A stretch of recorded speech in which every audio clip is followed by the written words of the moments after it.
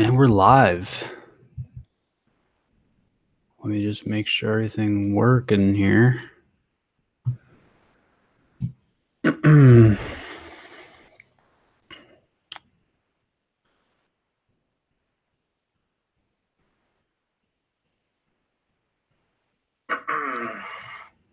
Cool. All right. So right now we have the category 2-3 race going on. Yeah, sorry if the view is super choppy, but we're live streaming a live stream here, so there's only so much we can do. So yeah, who's in this breakaway right now? There's Justin. So that guy who was just pulling up there trying to catch that break is Justin Boldy, aka Mr. Watson on YouTube. Go check him out. He's been doing a ton of work in this race actually. And yeah, he's trying to get a break going because it's super windy. There he is, right there, right in the front of your screen. You just saw him. I'm gonna shoot this over on Instagram that we're live on YouTube. Come check us out. Yeah.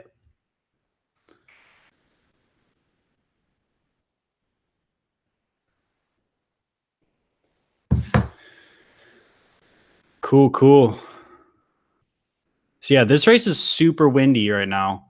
There's like, it actually got delayed 30 minutes because it was like a wind advisory. And those guys are so close to the fence right there. That turn right there. So it's like a crosswind. Once we get some more people in here, I'll show you guys the map. But basically, most of the course is a crosswind.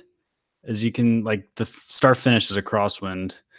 But that turn 3 is a tailwind. So last turn is going to be super, super quick, which I think is why these guys want to make a break go, because, it's going to be a sketchy finish if they're going in there at 35, 36. And it looks like the field is sitting up and letting those two guys go. And I think Justin is one of those guys that just made the turn with his green. Yep. Yep, that's him.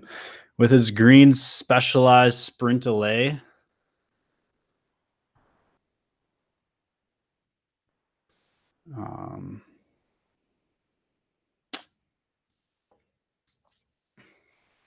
So yeah, we got a long night of bike racing coming.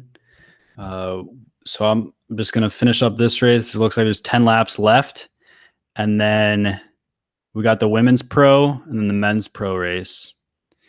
And if you guys are getting sick of the choppy view, head over to USA Crits and just watch the live stream there. It may be slightly delayed from where, what I'm saying, but you'll get the general idea.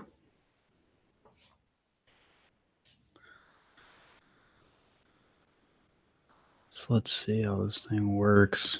I haven't done a YouTube live stream in like forever, so.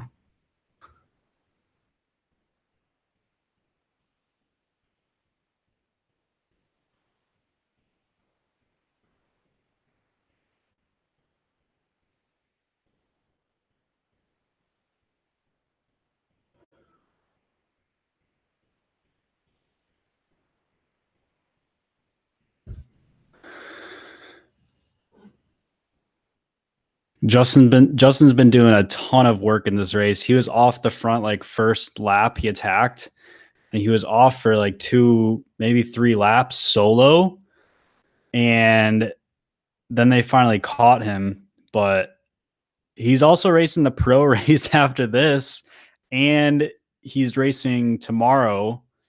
So, I mean, he's a super strong dude. He can, he'll make it happen, but We will make it happen. So yeah, when you guys come in the feed or the stream, go ahead and leave a comment. Let me know you're here.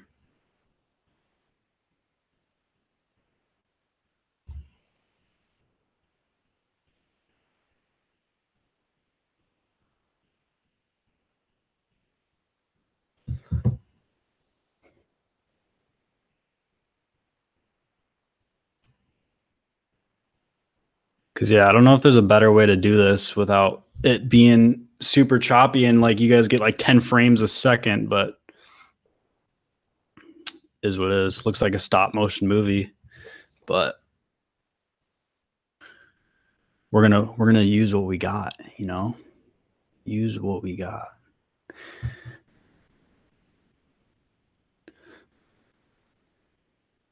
So we got a bunch of guys just looking back, not actually making this go. Like there's, this is a very decisive move right here. If they just start hammering it, they're gone because there's 10 guys up there. So I mean, you're not going to get any better position than that.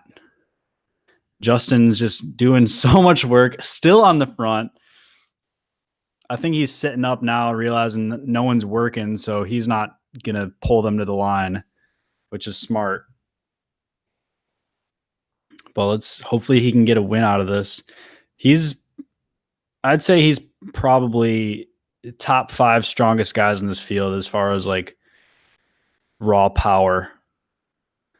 He's only been racing like 2 years or something like that, but he's already like knocking on the door of Cat 1. He should be a Cat 1. Like he's strong enough. Oh, my face got lost somewhere. There we go. There we go.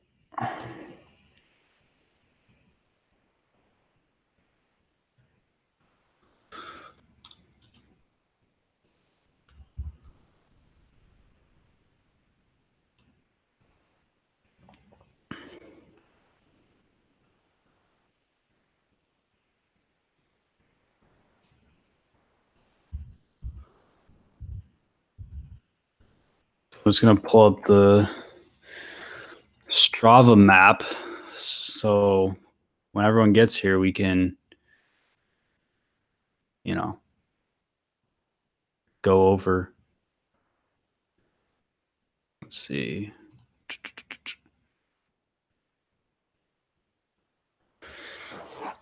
In between this race and the next race is when I'll pull up the map. We can show you the, course layout.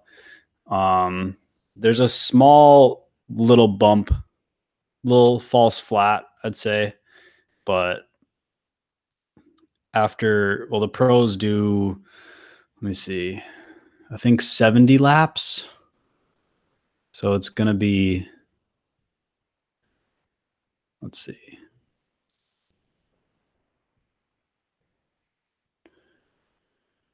Pro women are doing 50 laps. Pro men are going to do 70 laps. So that's a good hour 15, hour 30 race.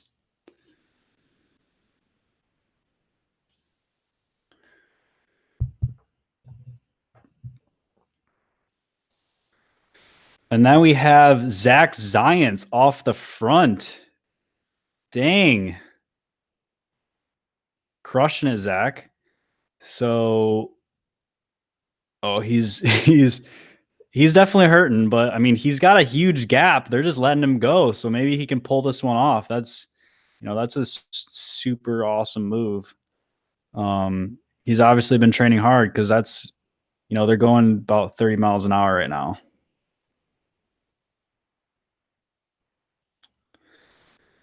And right now they're in the crosswind section, but there's some buildings, so it kind of blocks the wind a little bit. Right now he's in the tailwind, and then he's turning turn 4 onto the final stretch. So he's got probably about a 200 to 300 meter gap right now.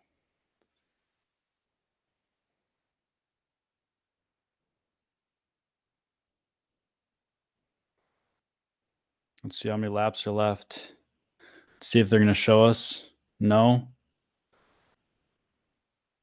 Okay, but looks like the group's chasing now.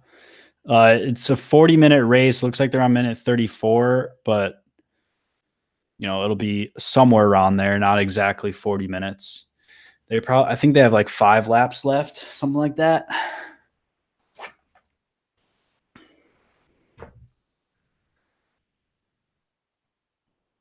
Close that tab.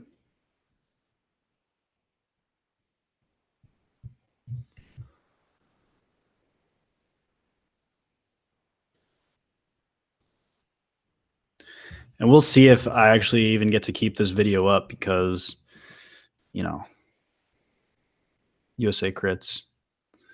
But this one's free. So as long as I was thinking about buying the Athens and then live streaming it, but I think that's a little too, a little unethical on my part. So I'm not going to do that. But this one's free. So as long as I'm, using, just the video. I don't know.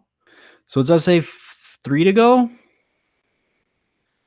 I don't know. They need to do like actual picture. Okay, Zach got caught. But he had a good move. He's still up there in the top 9 guys.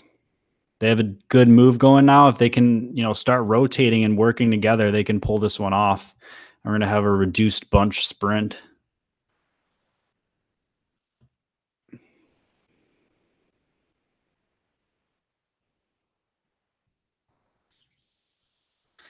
Yeah, one thing about these early season races, this is like a big race, but at the same time, it's April. So you don't really want to take a ton of risks this early in the season. So because it's super windy, there could be a decent amount of crashes, but I think there was 1 or 2 in this race. But that guy nearly lost his line a little bit right there. But guys don't want to take a ton of risks this early in the season, so it should be fairly safe. But the wind can make it, a little sketchy. And we just lost the stream for a second. Camera must have been down. Okay, we got a little move going off the front. Men in black.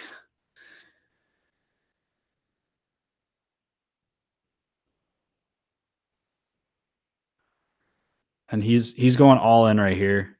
Ooh, that is real close to clipping his pedal right there. Pedaling through that turn, but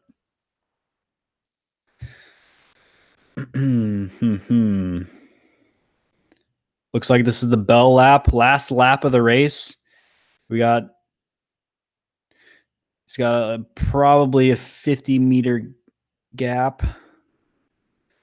but he's going all in. Last lap and a half flyer, got a whole 600 watts for 2 minutes to pull this one off, and he's hurting. Once you start getting out of the saddle, you're hurting a little bit. You just can't keep up that power, so you try to use your weight to push the pedals a little bit more.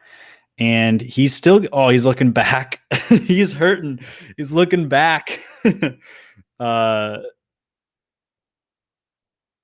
He's got 20. No, he's getting caught. He's getting caught. As soon as the sprinters start lining it up, he's getting caught. Where's Justin at? I didn't see him in here. That was actually a good move by that guy, but I just didn't have it. So, I think Justin either got second or maybe won. He was right there on the inside. I guess over that way. If you're looking towards that way, towards the fence, not the tents. Yeah, I don't know who got that. And we're not going to get a replay because, this is amateur level crit video. Oh, we are getting a replay. Wow. Okay. Let's see. Justin. Oh, that was a you need the camera right there. We need the photo finish. I don't know who won that. I'm gonna be honest. I don't know who won that. Let's see what they're saying. Right there. That was a fast race. These guys were constantly attacking, and I really thought, I mean, that was a good one. Dylan Swaim, I thought, had a good move. Maybe 2 or 3 more seconds to be able to hold those guys off, but got to be impressed with the gold helmet. I mean, right? Yeah, one thing they were mentioning before early when I was watching this, guess I should press play and just turn the volume off. One guy in this race was on a single speed. Like, what? Why would he do that? I don't get that. But he was crushing it. He was literally crushing it.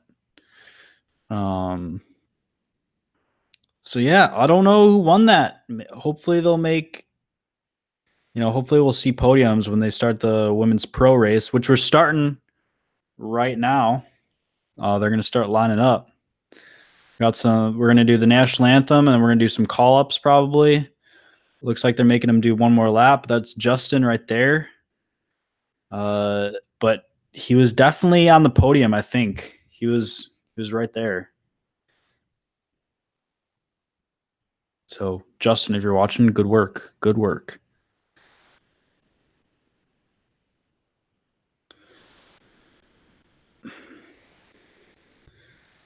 So, let's...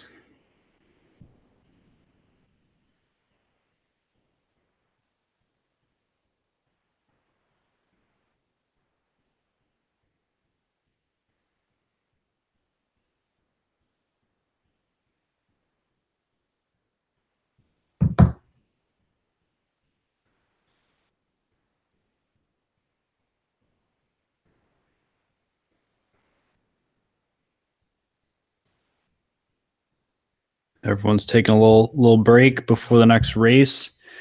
So while we're at it, let's look at the schedule for today.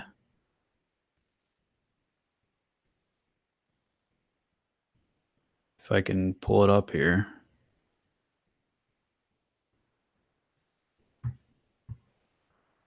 So here we go. Here's the schedule. So we just finished up this race. Obviously, it's a little behind because they're delayed about 30 minutes. So the women's race should be starting in about 8 to 10 minutes. And then men's pros right after that. So let's see who's registered. Women's pro, 1, 2, 3. I'm not going to know any of these people. Actually, I think I know one. So we got some big teams in here. We got Hoggins, Berman, Supermint. Grey Goat is based out of, I believe, Indiana. Don't quote me on that, but I know Indiana people who are racing on there. We got Rally UHC. They're a pretty big team. I believe Supra is a pretty big team. Yeah.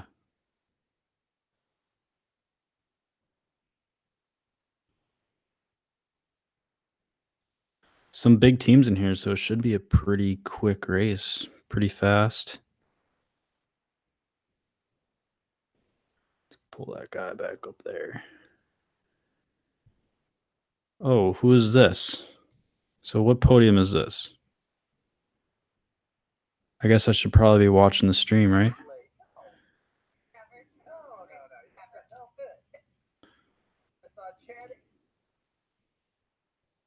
And then we're going to come back down and continue as I'm going to go up and do call-ups along with Chad Andrews for our pro women.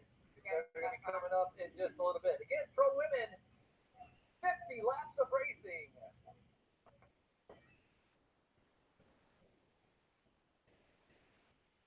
Podiums. Who got podium for the 2-3? So I don't know if these are the 2-3 or if this is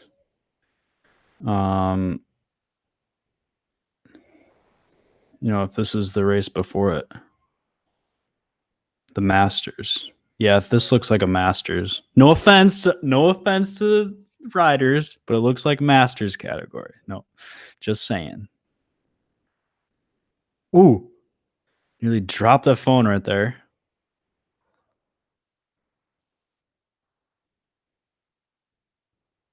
Okay, so that's Masters podium.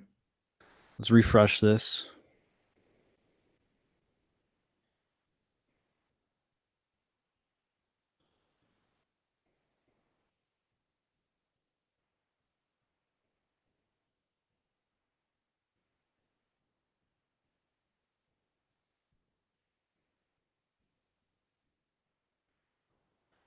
All right, we're restarting up in a couple minutes.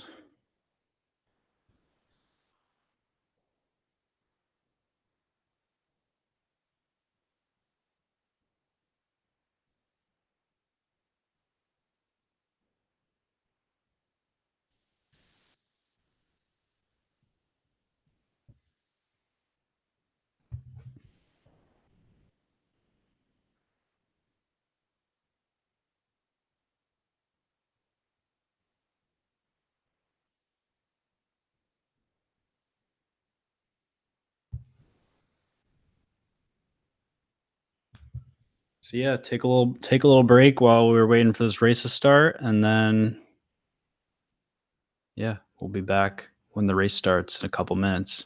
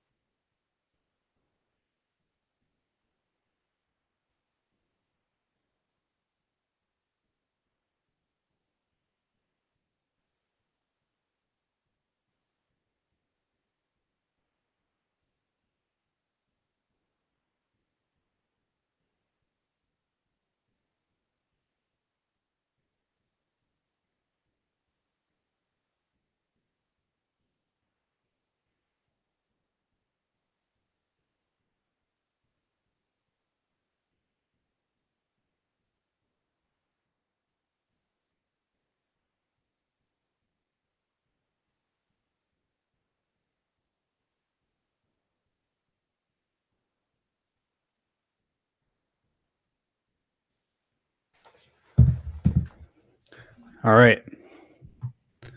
Looks like we're starting to do call-ups.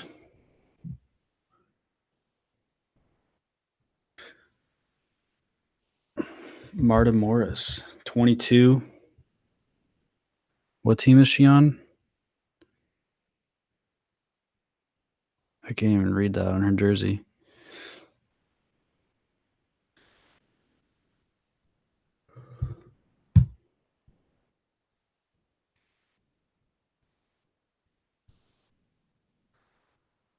Supra.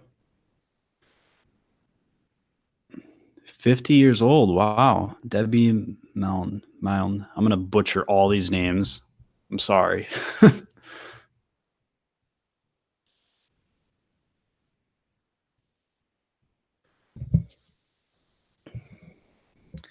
Yeah, I'm not sure how to do this with like out pulling up QuickTime Player, but I'm a scrub, all right? Just deal with it. Totally missed her name. Sorry.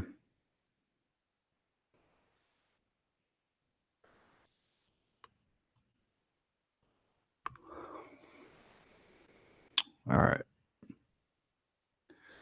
Gonna refresh this, make sure we're on the most live version.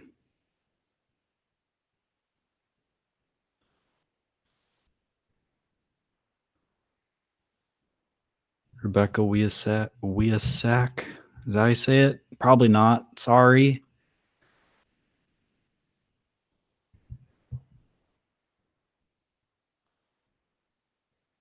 Oh, come on. Quick time.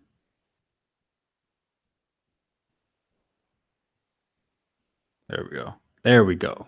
All right. Now don't touch it. Erica Carney. Rally.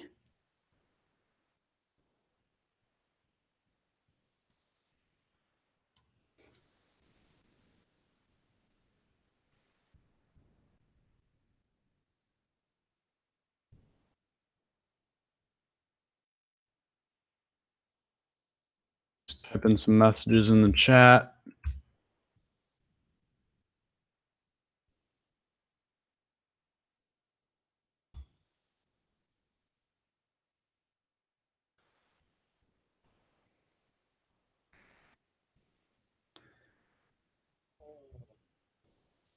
Tina Pick. Spartanburg, and last year's winner right here in Spartanburg from West Dallas, Wisconsin, racing for the brand new team, CWA Racing, presented by Track. Okay, Frankie. Jeez. All right, we need to get some racing going. Get some racing going. All right, everyone's rolling up. We're going to do the national anthem. That's just standard. I mean, watch them not do it. But yeah, that's just standard of how it goes. And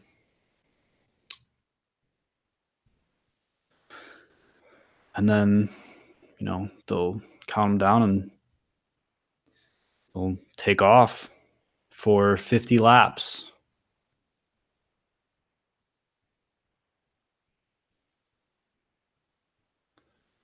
So it looks like, based on the registration I have, there's 68 who pre-regged.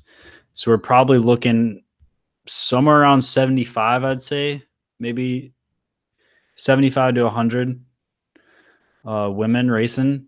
And the men's is like 116 pre-regged. So we're probably looking around 120 to 125. So here we go. We got the Subaru Crosstrek ready to take off. This is the camera out of turn 4. Got the crowd lining up. And I believe this is the first crit in the USA Crits series. And then it finishes up at the Gateway Cup, I believe. Don't quote me on that, but I'm almost positive.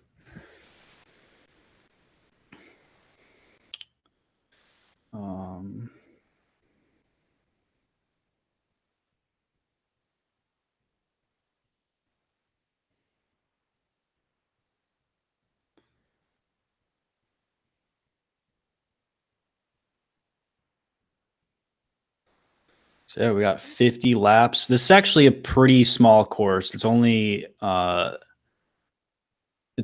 half a mile. So, it's like real short. Pretty sure the KOM is like, well, I can look at it right now. It's less than a minute. So like that's a fast lap. Granted, that guy did that was Ty Magner, 520 watts, almost 35 miles an hour. That's crazy. Guy in second did 654 watts for a minute.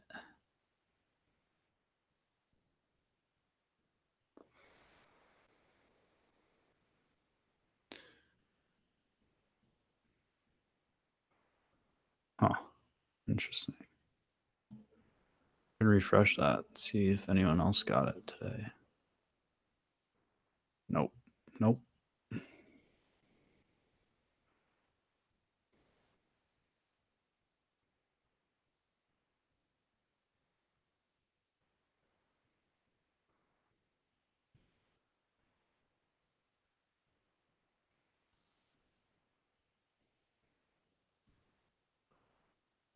Okay, I got the national anthem going.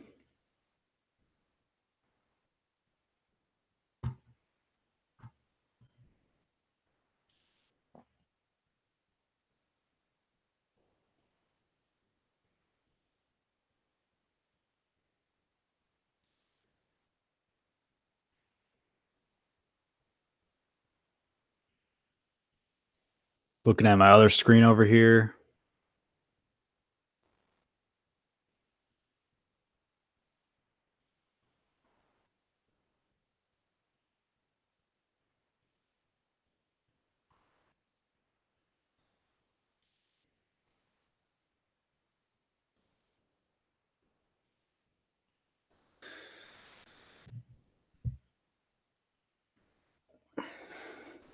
Look at that product placement. Denny's right there. That advertising. And those flags are blowing. They are blowing. So, there was gusts up to 50 miles an hour, they were saying. So that's like on that backstretch. It's not fun.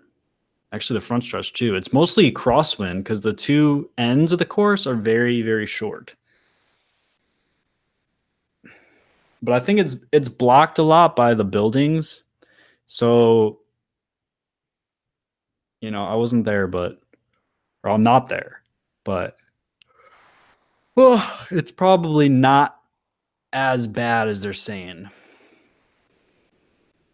Let's see if we can turn off this night shift. There we go. Night shift making me tired. It's weird. Weird how that works. Okay. I love how they're cutting out the Denny's sign right now.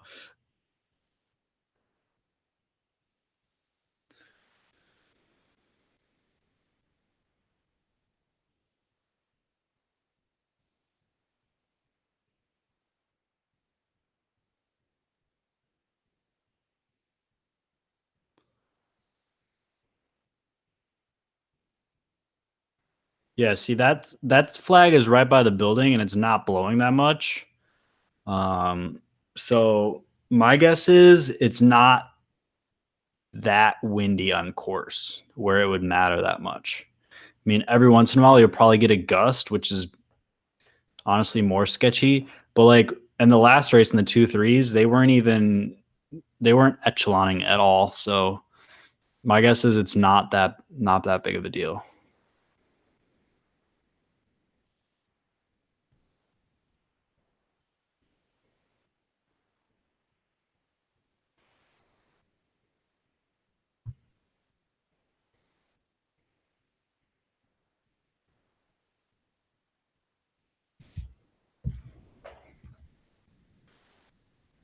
All right, here we go. We're about to start off. They're doing the last announcements to the racers.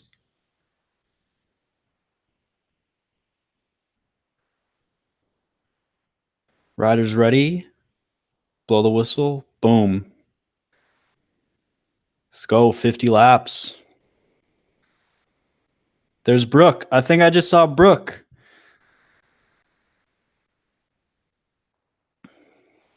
She's got to move up, actually, because you don't want to be in the back. You don't want to be in the back.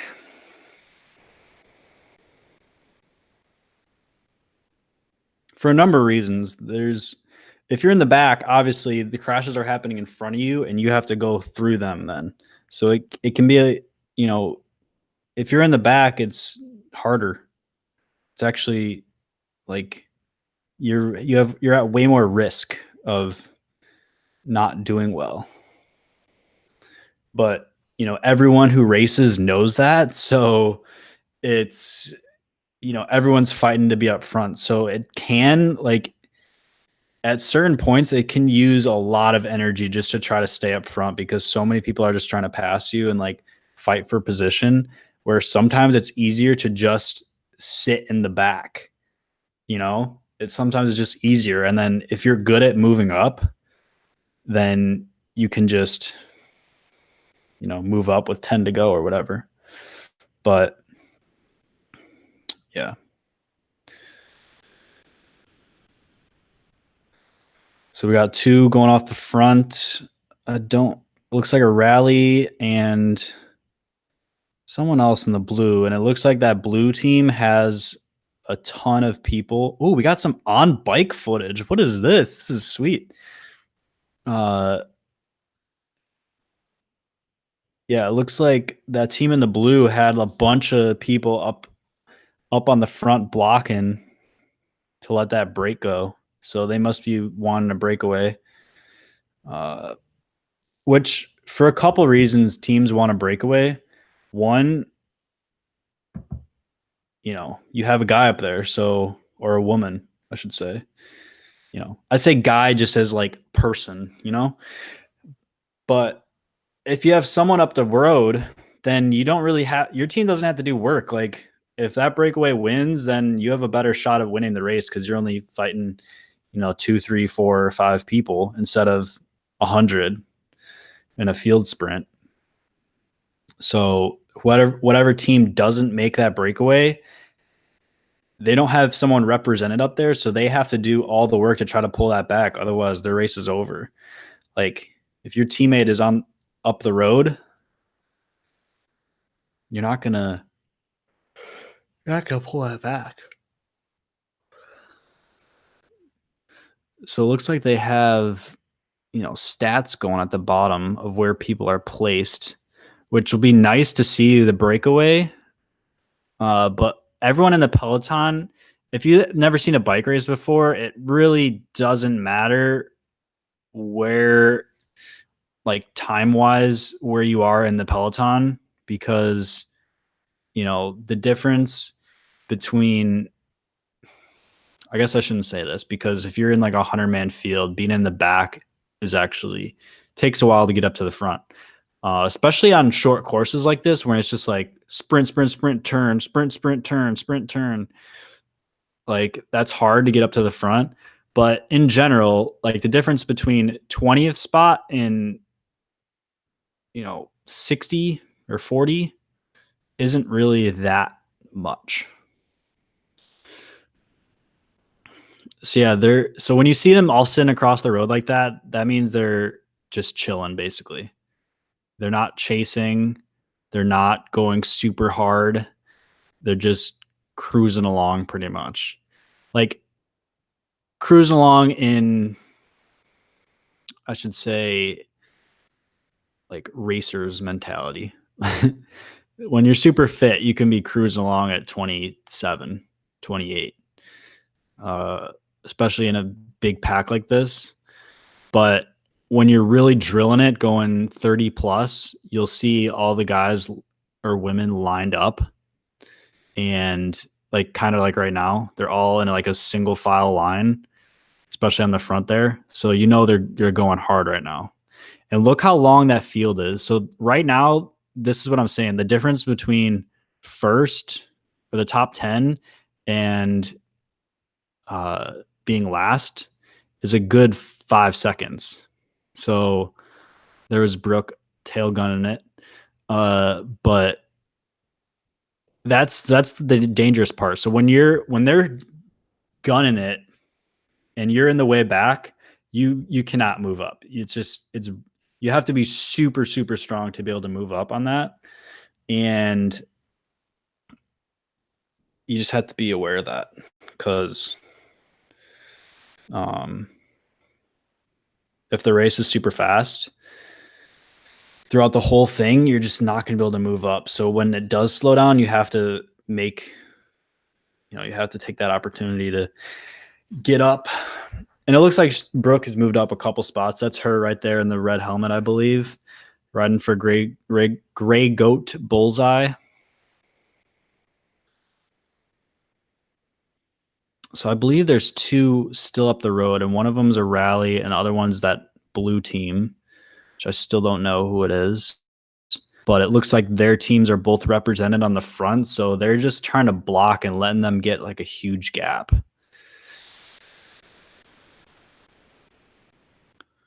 So, yeah, they're chilling right now.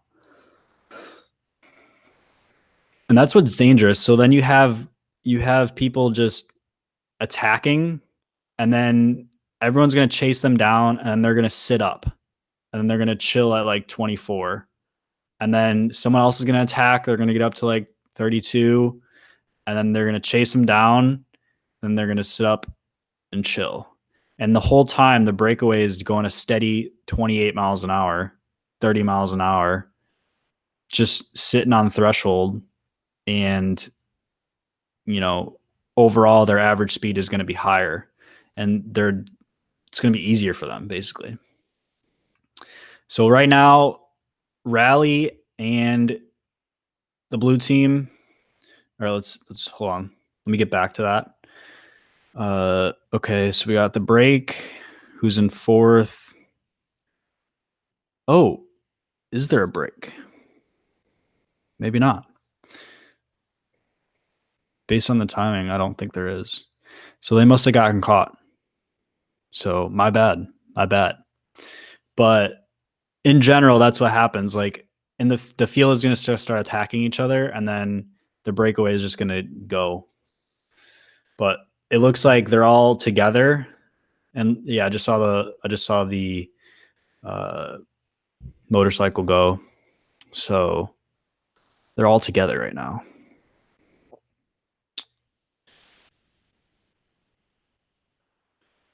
Got some on-bike camera footage. I like it.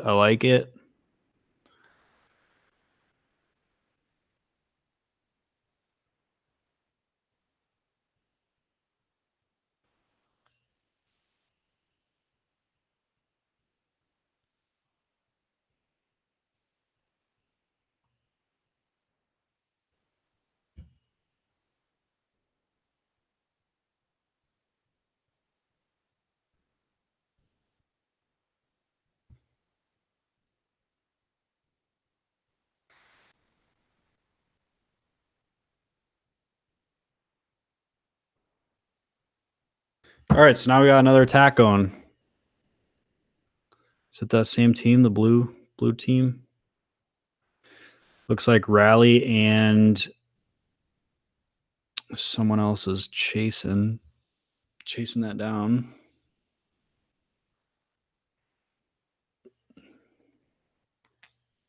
Looks like they're almost establishing. They have a small gap, and this is when it looked like they're chasing a little bit, but it's kind of how bike racing goes. Like, there's like some magical formula of who is allowed to be in the breakaway or not, and then that's once those guys or gals are established in the breakaway, the rest of the field is just going to sit up. So usually it's like when the biggest teams have, one of their people, the people they want in the breakaway, once they're in the break, then they will just, let them go, basically. And all the smaller teams will have to be forced to chase, and sometimes they just can't. So, or they're not up at the front. Like, if they just miss it because they're stuck in the back, then that will happen. And it looks like they pulled it back together, and they're sitting up again because they're, 15 wide on the road.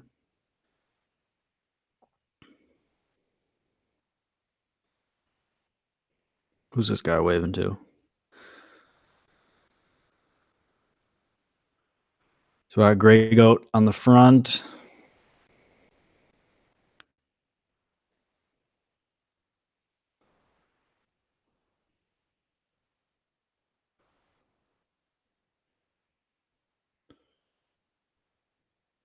Okay, a little bit too much on bike footage. I don't even know where you're at.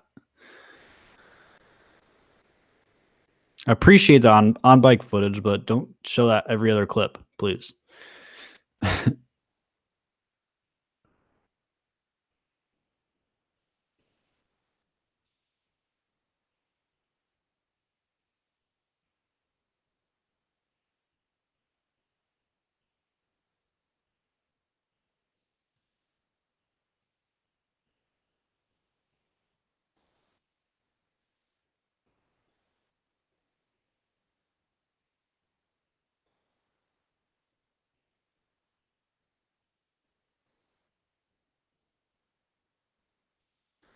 So yeah, tell your friends to show up. No one's here yet. I'm all alone, all sad. But actually I just wanted to watch these races, so it's actually fine for me just to be here and talking to myself, doing some commentary. Cause actually like the only way to get better at commentary is actually like do it. And it's actually harder by yourself, I think. Well, makes sense it is. Cause like you have to like continue the conversation. Whereas if you had someone else, you'd be like, "Hey, and so Brian, what do you think?" And then he can talk for like 20 minutes, and I can just like sit back, watch the race. But no, we're here. But actually, doing it by yourself, I feel like is going to make you better for when you do it with someone else. Do like a commentary with someone else because then if you had to, you can continue talking by yourself. And I'm going to try to, from now on, the rest of this, as long as I do this, I don't know if I'll do the men's race. I may just watch that one, especially if no one's here. Or maybe I'll start it and see what happens. Or just do the end. I don't know. We'll go from there. But I'm going to try to not say and ah as much because you can correct me if I'm wrong in the chat, or the comments if you're watching this later. But I feel like it's better if you just have silence versus and ah. Or does it not matter? I don't know. So yeah, we got a couple people tail gunning it. The GC way, glycogen cycling way, just tail gunning it. Not really. I actually like to ride, top 5 riders. But there, I just did it again. I just said, uh, it's hard once you like train yourself to say it that way. You just never stop saying it. But yeah, once I really like staying at the front, and I'm really good at it on like open courses like this. I feel like these turns are not super. Maybe they're a little sketchy. Let's see. Yeah, they definitely cut off on the turn 4. They cut off like half the lane, so you only really have a lane and a half instead of full 2 lanes, which especially out of in turn 4 is a tailwind. So coming in for a sprint is going to be fast. Oh, and it looks like they had a sprint lap. I didn't realize that. See, sometimes it pays to actually be at the race because you know what's going on. I don't know what's going on. But I thought I'd try something new. Wanted to watch these races, so here we are. And yeah, sometimes when you have like preem laps and sprint laps like that, you'll a break will be established just because someone's going so hard and other people are like, I'm not going to get this. I'm just going to sit up. And then that'll actually give them a break. And then they're just going to drill it off the preem lap. And right now they're going hard. You can see this one girl in the purple crushing it, just sprinting just to stay on the wheel. Her teammates on the front drilling it, and she's sprinting to stay on the wheel.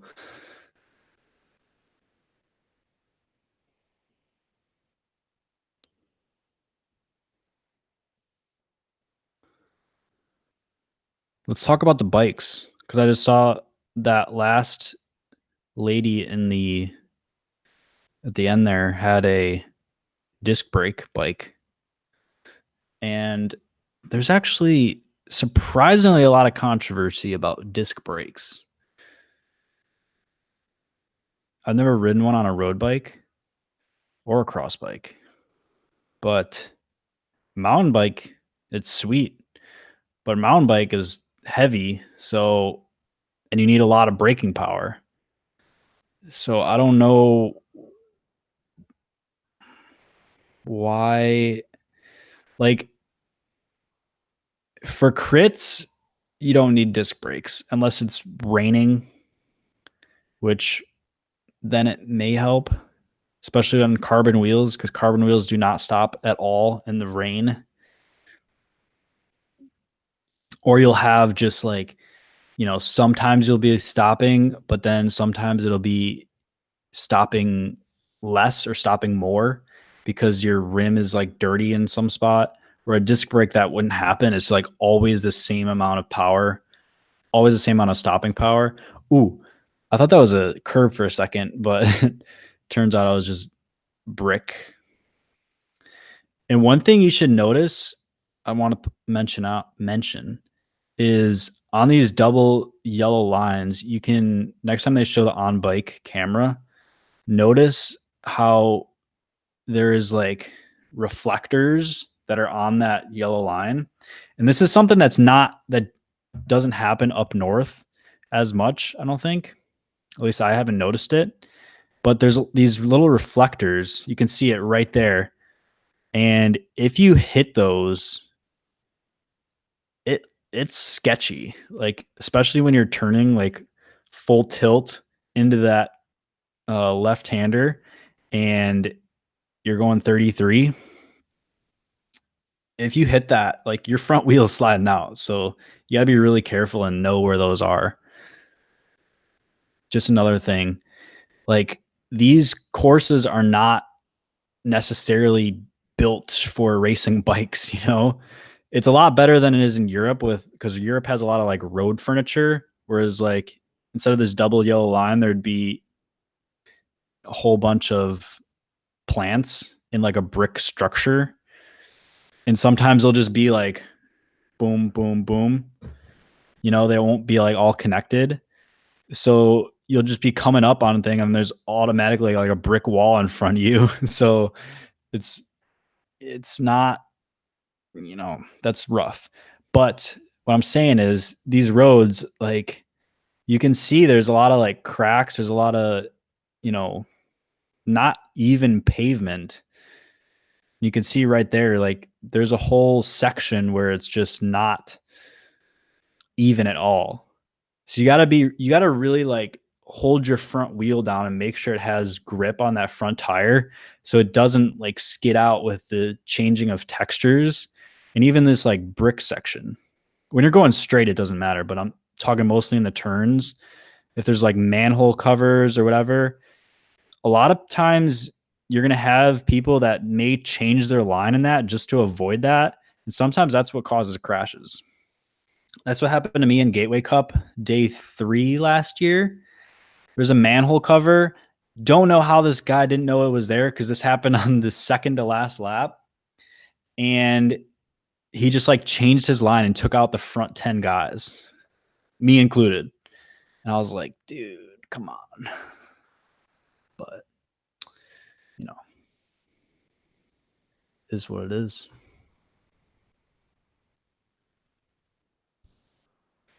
So yeah, everyone's cooler than me and they're all out not watching YouTube on Friday night. But, bike races, come on, priorities. So we got, what's this team? Drilling on the front regardless. Ooh, they got a gap going now. So now is when they just got to start hammering it because they're looking back. See, that's what you don't want to do. You don't want to look back, which is hard to do. So sometimes, like, when it's sunny out, you can use like shadows sometimes. You can see if like someone's on your wheel or not. And it looks like they got caught. But some people, not to name names, but they say you should get a mirror on your bike so you don't have to like look back like that and like obstruct your breathing, which I can definitely see the usefulness of that, to be honest. Definitely could be useful. Um, yeah. Again, I apologize for how crappy this stream is on your end because, you know, we're streaming a stream here.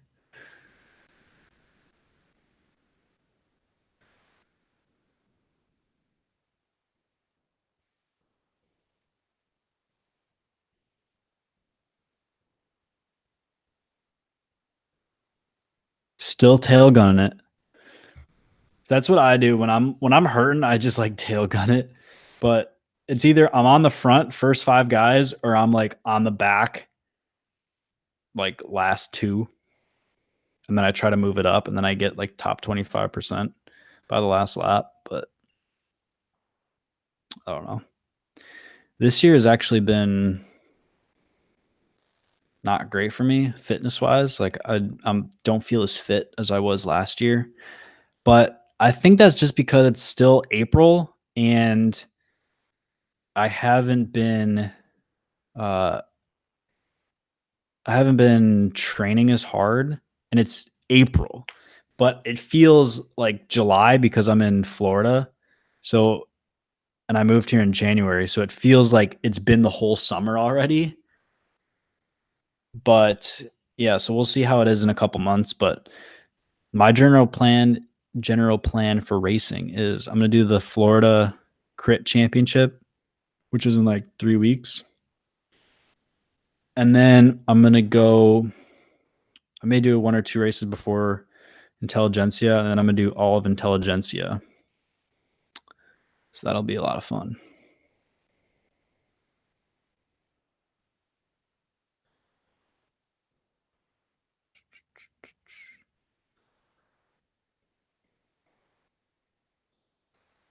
So yeah, this is like a actually pretty long race. So a lot of it they're just gonna cruise, and oh, we do have an attack off the front solo, and it doesn't look like they're too keen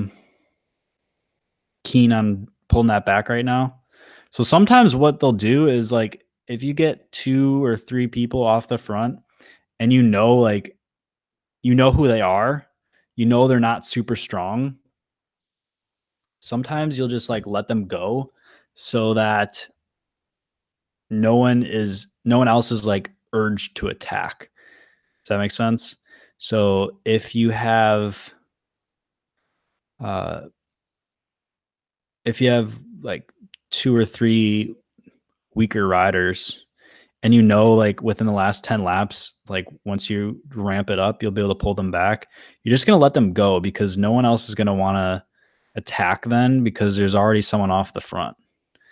So if they attack, then they're going to have to go and then chase them down and then attack again. So it just doesn't make sense, where you might as well just sit in, wait for some other team to actually pull it back, I should say.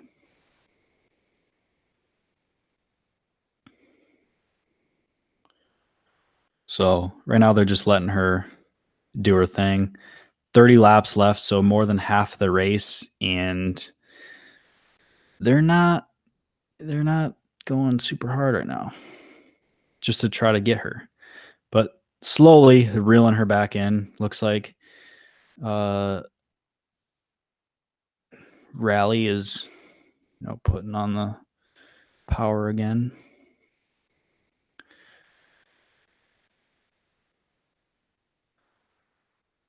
Another thing about crits, if you're new, is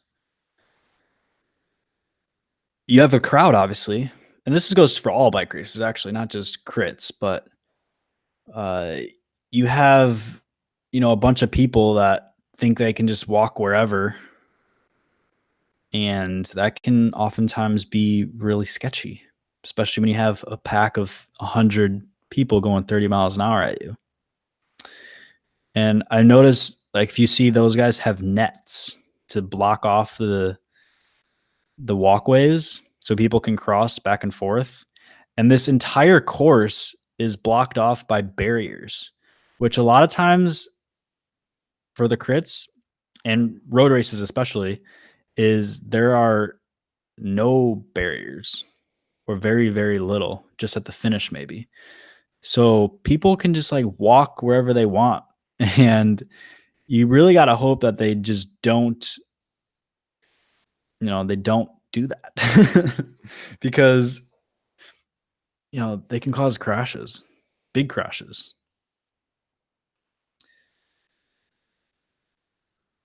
People with dogs, people with little children that just like run through the street because it's blocked off. There's no cars, so it's safe. If you get hit by someone going 30 plus miles an hour on a bike, believe me, that will feel like you got hit by a car. Especially if you get hit by 20 of them.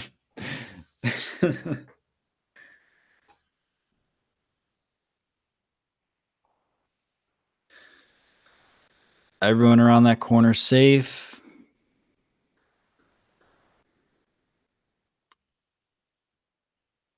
Drilling it on the front. Who's this purple team? Because they're... No, I'm just going to call every team by colors, because I don't know what their names are. Except Rally. I know Rally. That's about it. But this purple team, they seem like they have a lot of people. And she's definitely making a go for it. Looks like Rally has someone up there. Don't know who that other person is, but... And that green team looks like it's chasing it because they're not represented in there. So they don't want to...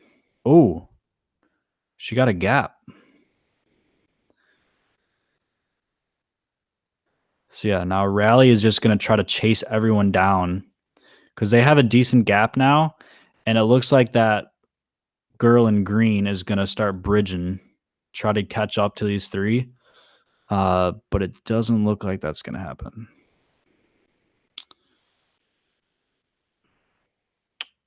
They have to go right now. They cannot keep looking back. If they want this to actually work, they just have to go, because looking back is, they already know they have a gap. So you have to go. You have to just commit at some point. You can't just like keep looking back saying, oh, they chasing me. No, just go. If you have the gap and you already made that commitment, just make it happen. 26 to go.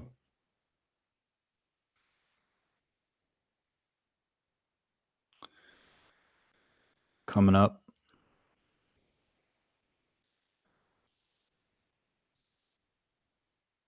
I wonder if this stream is like, I don't know. No one's here.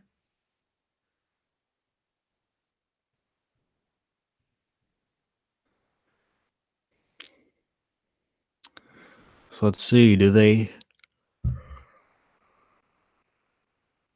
Looks like, yep, they're getting pulled back, but it's getting real strung out.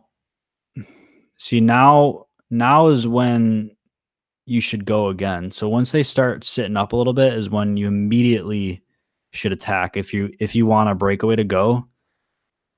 Because like right now, see, they're all sitting across the road looking back, seeing who's going to pull. Right now is when you want to go, because once you like go hard, pull something back, and then sit up, and then if you're forced to sprint again, not many people want to do that. It's really hard on your legs to like sprint super hard, sit up, and then sprint super hard again. Like once you're maxing your heart rate and then you come down a little bit and then you have to go, it's just, it physiologically, it just hurts. So, and yeah, if you're attacking, it's going to hurt a lot.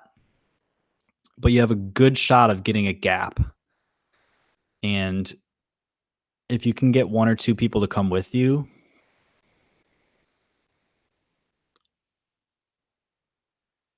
could work out. 24 to go. So they're gonna burn through this real quick because these are real short laps, about half a mile. And actually, let's pull up the whoa, let's pull up the chart right here.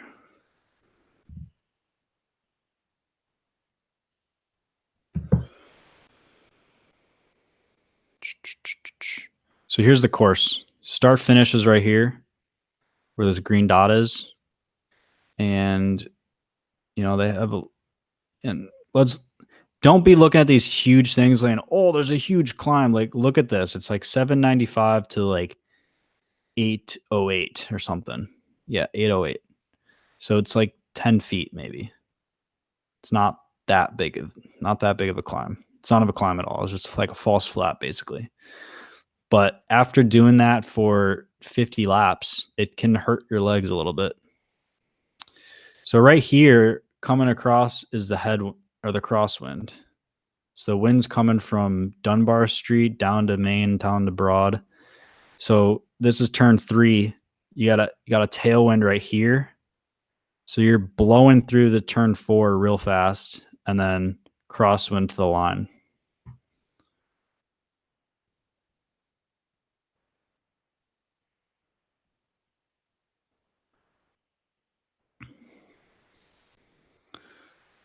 $23 to go.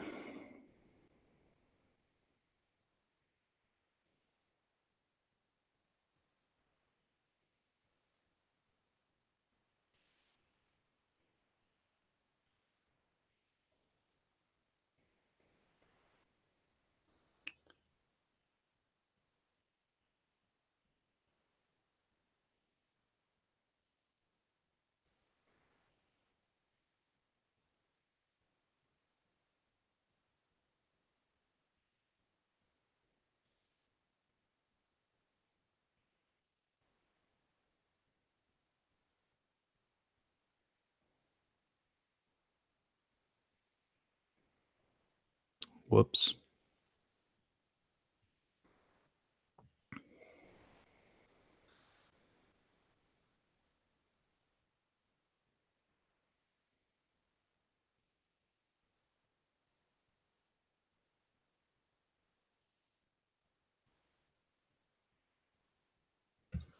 All right. It's actually been a good race. Like, there's a lot of attacks and there's a lot of, they want it to come down to a sprint. And that's usually how this race comes down to a sprint because there's not really any decisive features which make it easy for a break to go. I was thinking since it was super windy that it may come down to that, but it really doesn't look like has that big of an effect. And you can tell based on how they're drafting, like they're really just right behind the rider instead of like off to the side slightly. So it's obviously not that windy anymore.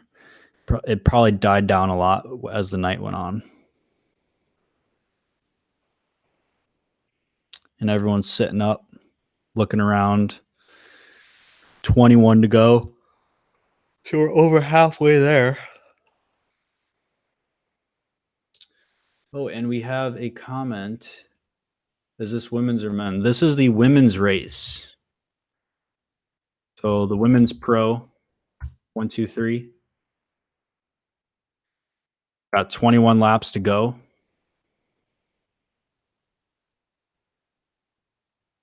And yeah.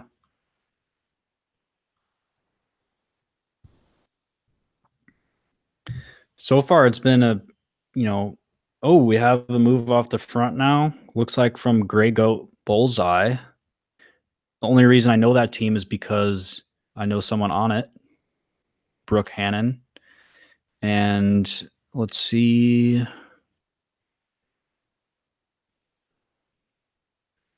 Looks like one of her teammates.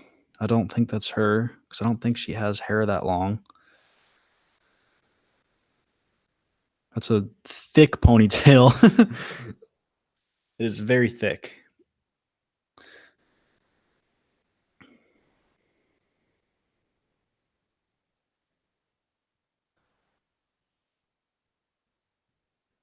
That would I guess I've never really tried it, but that would get in my way. I'd be annoyed with that. A lot of women tie it up. It seems like in like a bun type of thing, so it does not blowing around. Because uh when you're going, like, you want to be arrow. So if you have something flapping, I don't know, seems kind of weird. But I'm not sure if it's honestly, the only person I know is Brooke on that team, to be honest. So I'm not sure if it's Faith or Bree. Could be, but she's got a good gap. Still a long way to go, but it doesn't. Oh, and they have one person trying to bridge now, so maybe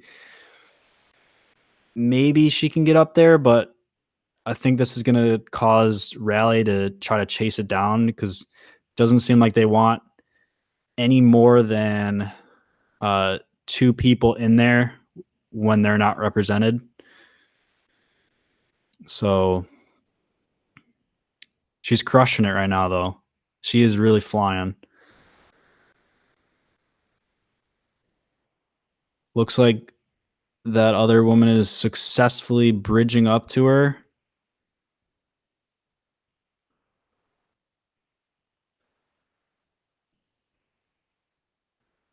And let's see how.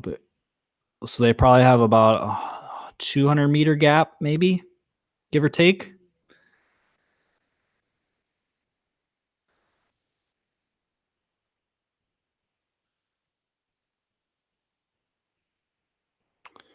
And looks like they're working together well, but it looks like they're going to be chased down because Rally is not having it.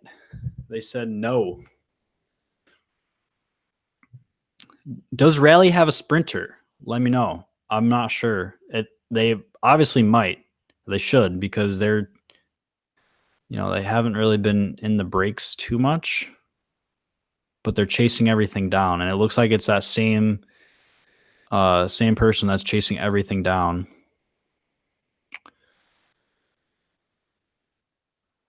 And see what I was saying? As soon as I was saying before, as soon as that brake gets pulled back is when you want to go. And that's exactly what that person did. She went as soon as they sat up, and she got a little gap because of it. Now everyone's on that, but mostly because you have a big team in there. You have Rally in there. So,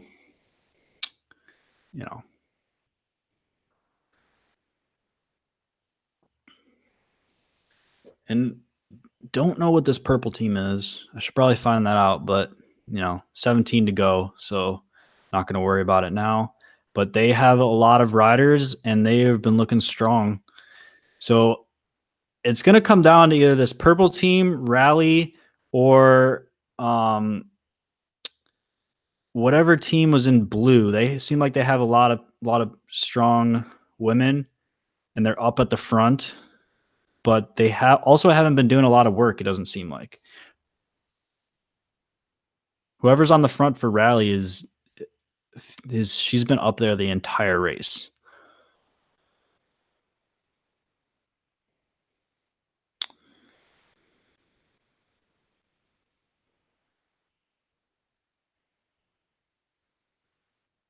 As they go ahead into turn 3. And then turn 4.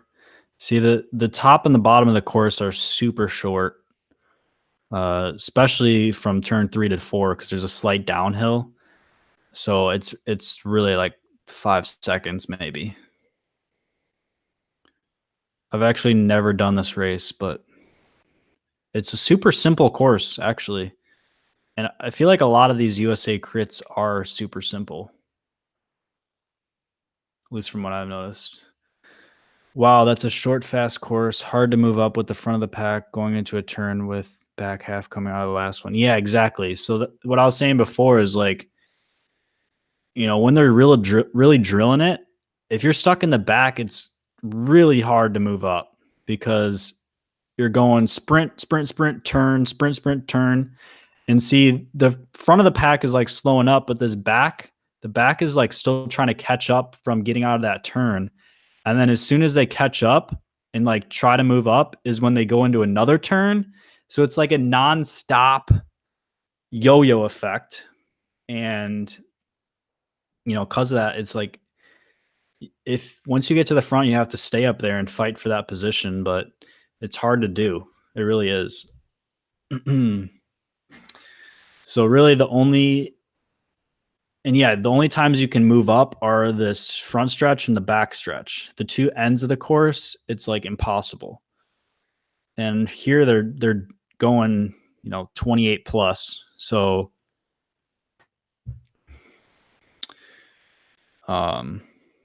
you really have to put in a huge effort to move to the front or back to the front.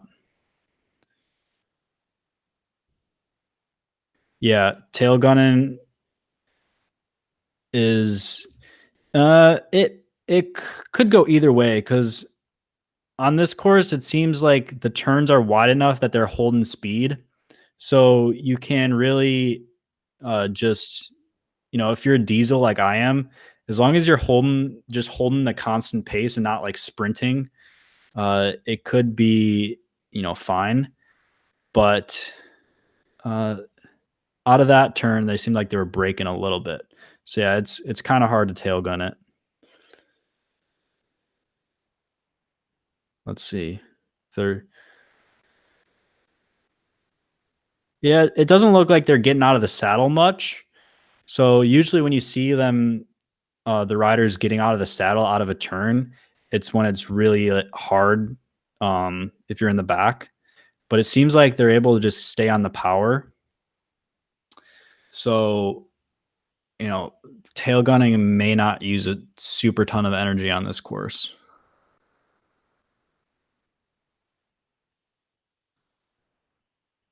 Oh, did a crash? Looks like they all changed their lines. I didn't see it, but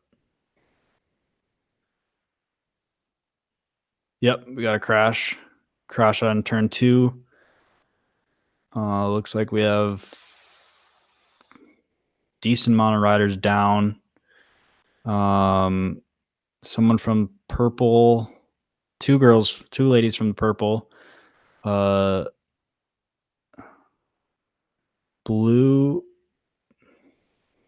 Yeah, let's see the replay here. What happened? I don't think they caught it. Yeah, I just saw everyone changed their lines. Yeah, probably just a touch of wheels in that turn.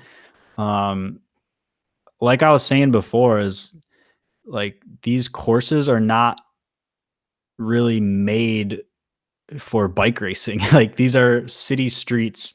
So you have a bunch of debris, and on those center yellow lines and the white lines, they have those reflectors.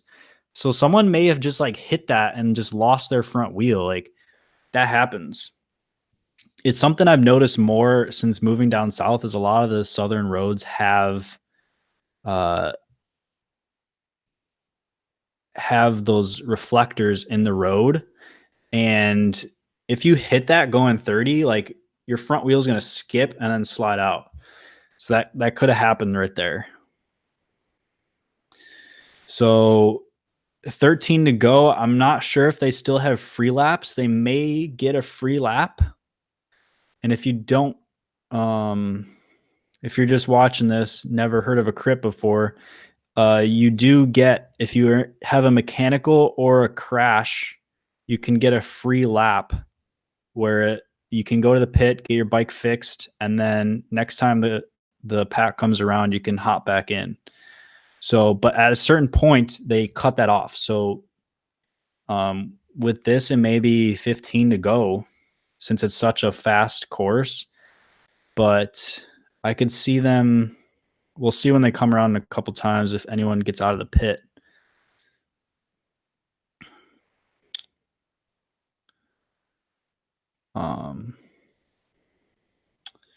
So yeah, they're sitting up right now, just chilling. Jay chilling.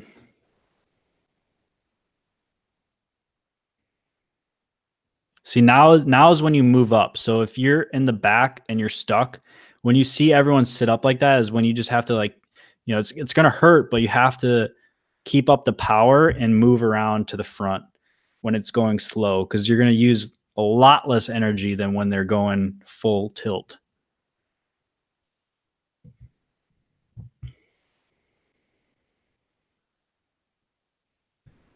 Welcome to anyone who's showed up. We're just about to finish up the women's race. We got 11 laps left now. I don't see anyone coming out of the pit, so their race may as, or no, they are coming out of the pit. What's up, Justin? Crushed it, dude. How'd you do? I didn't see the podium, but I know you were either second or you won. You were on the front the whole time.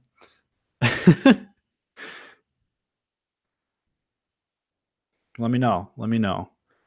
But yeah, so it looks like there was some women coming out of the pit from that crash. So they were able to get a free lap.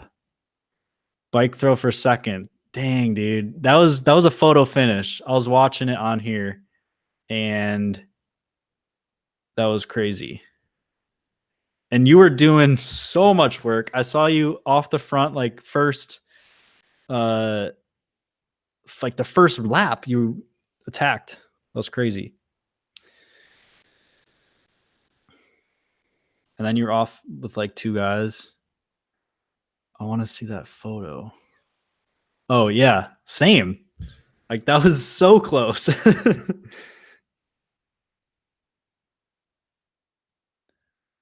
Wednesday Worlds. Yeah, dude. You needed one more Wednesday Worlds, one more bike throw at Wednesday Worlds against Eric. 10 to go. So everyone's sitting up right now. They're chilling, waiting. It's obviously coming down to a sprint. At least that's what everyone thinks.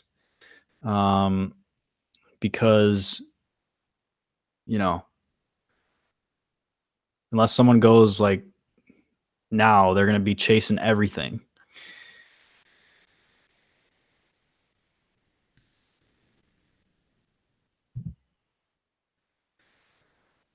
How's the wind out there, Justin? Is it super windy? It doesn't seem like it was that bad. It doesn't seem like you guys are echeloning at all.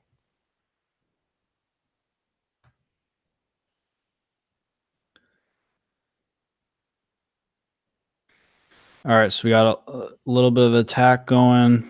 Probably just picking up the pace, making sure they don't get, swallowed up in the field. And they just want to keep the power on because,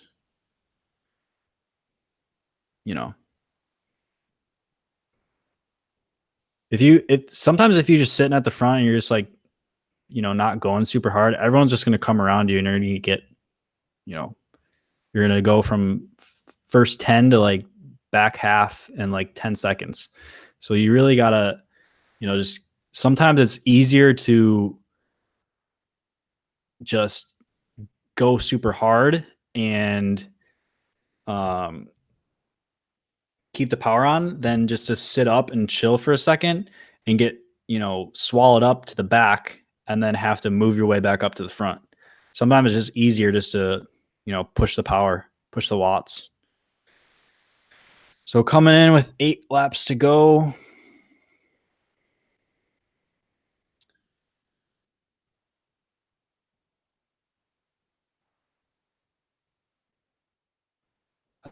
I believe Mr. Watson there is racing the pro men's after this. He just finished second in the 2 3s. So hopefully he has some legs left because it's 70 laps of power.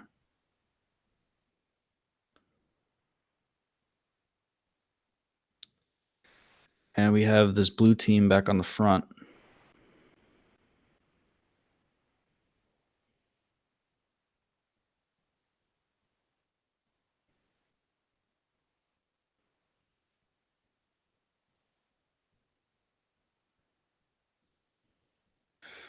All right, and they come out of turn 3 and turn 4.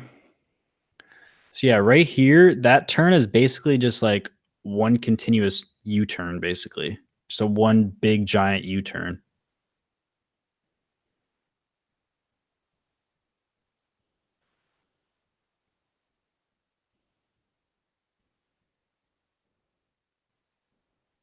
Attacking again. They really don't want this to come down to a sprint, I don't think. They have a little gap. Doesn't look like it's going to amount to much.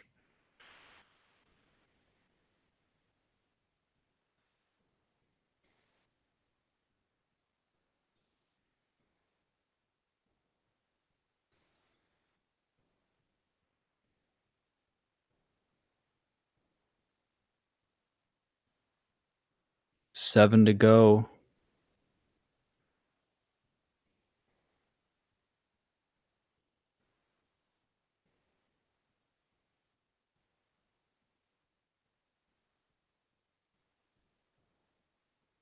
So yeah, this is basically the lull before the storm. So when you get, to about 7 to go or so, 10 to go maybe, you're going to have this period where it's fairly slow. And if you're just been sitting on the back the whole race, now is the time to move up. Now is the time to do it, because once you get probably 6 or 5 to go, it's going to start lighting up and it's not going to slow down until the end. So when you feel this little slowdown is when you really just have to move up. You have to do it. Otherwise, your race is over basically. You're going to get pack finish. So these ladies on the back here, now's the time.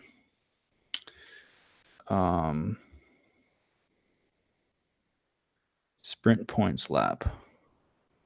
Okay. So it looks like coming around next time, we're going to have a sprint lap, which is weird to do with so little race left, but okay. Once that could actually be a decisive moment, because like I was saying earlier, like sometimes when you have preems or points, you're going to have riders that go for it and get a little gap because they're going so hard and then just keep going. And that can be the race right there with 5 to go.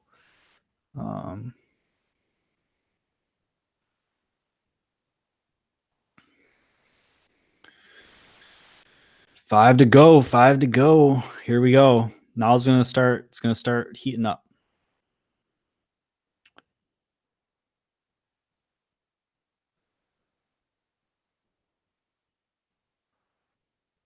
Looks like she's pulling off. Might have a mechanical flat tire or something. Don't know what happened exactly there, but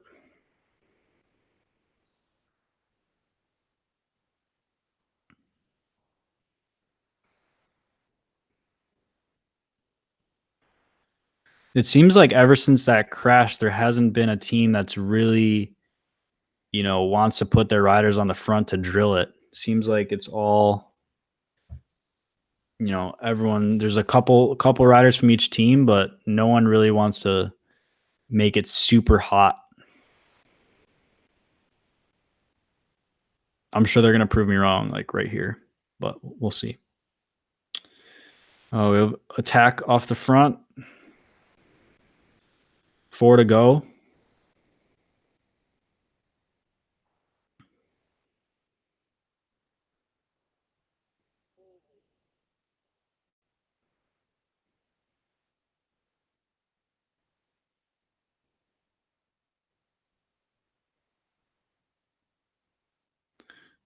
we have the group behind looking at each other. So she's really got to just go at this point, but it looks like now they've figured out who's going to be chasing. She's looking back. See, when you can look back like once to see if you have a gap and no one's like going full tilt chasing you. But once you have that gap, you just have to commit, especially with 4 to go. Like if you're going to be off the front, you're going to be off the front. Like, and it's something I need to work on as well, but like you just got to go. If you're going to make that move, that's you're going to be your plan. That's just what you just got to go full gas. 3 left.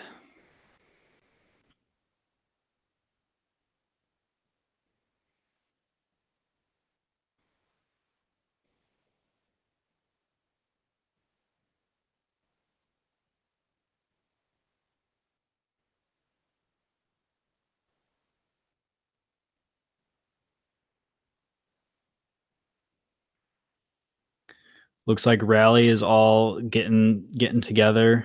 I think they have 2. I think one of their riders crashed out maybe. Thought they had 3 or 4, but I'm only seeing 2 there. So that may hinder their chances because I know at least one of their riders was working a ton. We have another move from Grey Goat.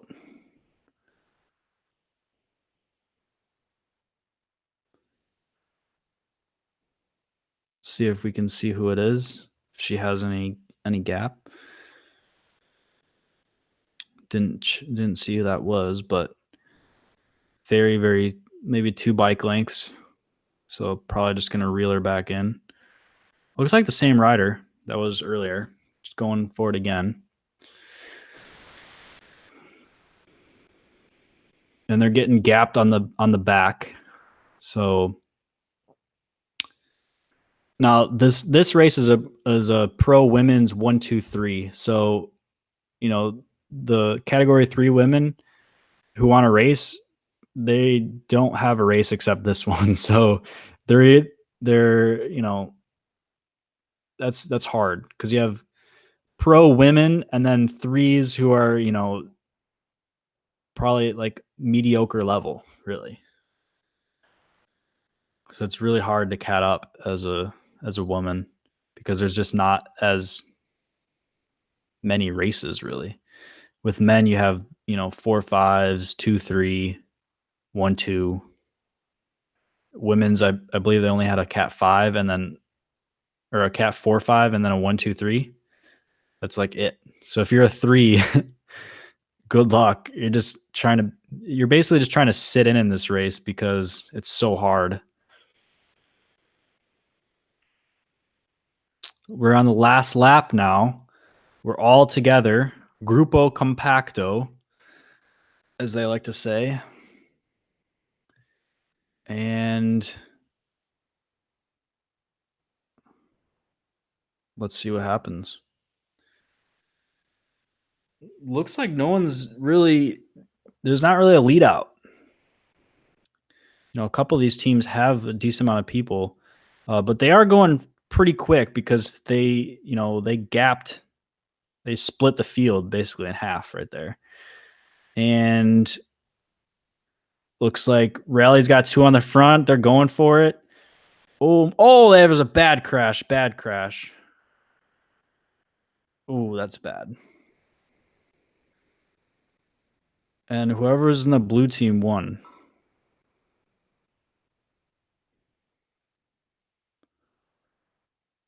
Whoever was blue team won. Hopefully everyone's all right in that crash because that's never good when you're going full gas sprinting.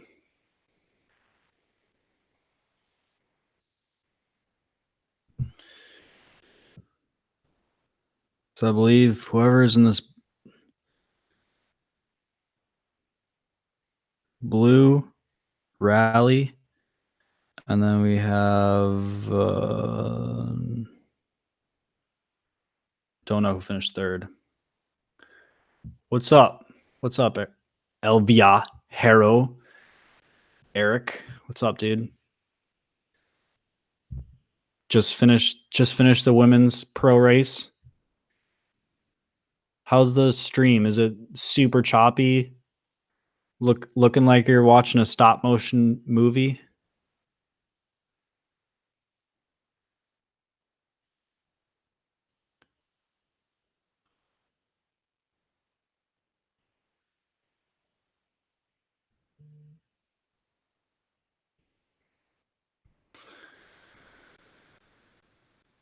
All right.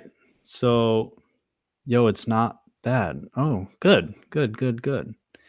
So yeah, we just finished up the women's race. Gonna continue this for the pro men, which is gonna start shortly. I'm gonna take a little break and we'll come back in a minute. So stay tuned. Stay tuned.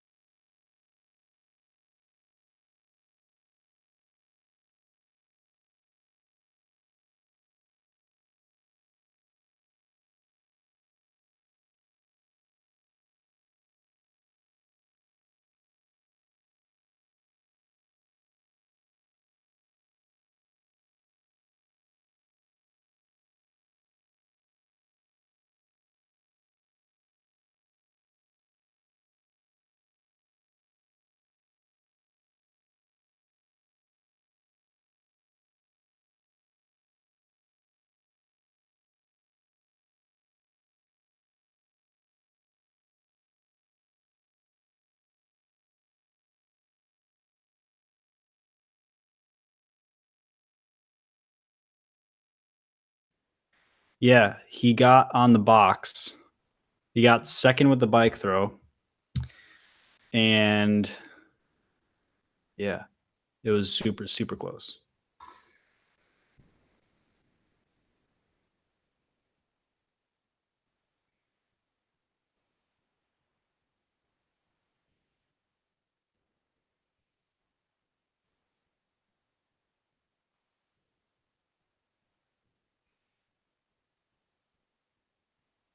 Did you see him?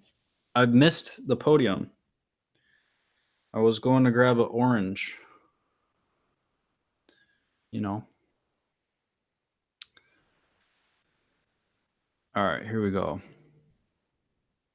Real Deal Racing.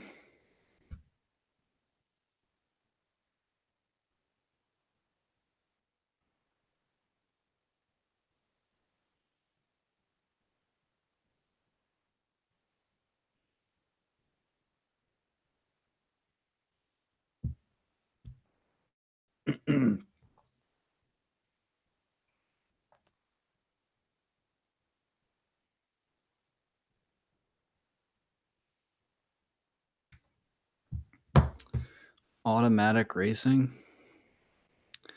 See, I've never heard of any of these teams. It's so weird. Southern Racing versus Northern. Like the difference is like there's so many different teams. It's really weird. Yeah, it was a Cat 2-3 race. So Justin was like he attacked like lap 1, was in like a solo move for like a lap or two, and then he was just drilling it on the front the whole time.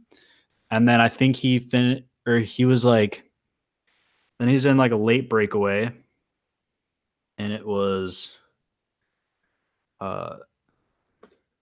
yeah, end up like field sprint.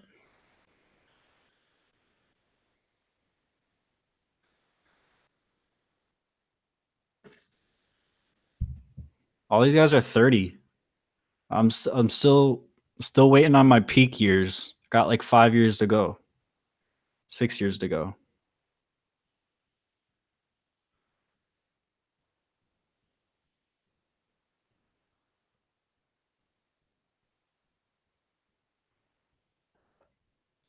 I am not sure who won, actually.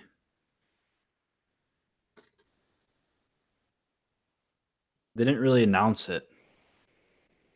Well, they probably did, but like I'm not listening to the actual announcers because priorities here. Daniel Holloway, I know who that is.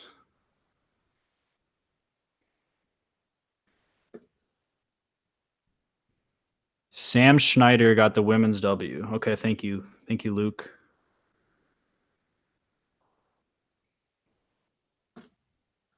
I'm peeling an orange right now, just so you guys know.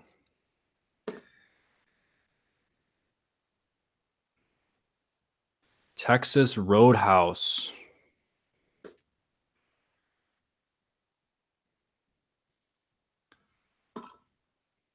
Who's this guy?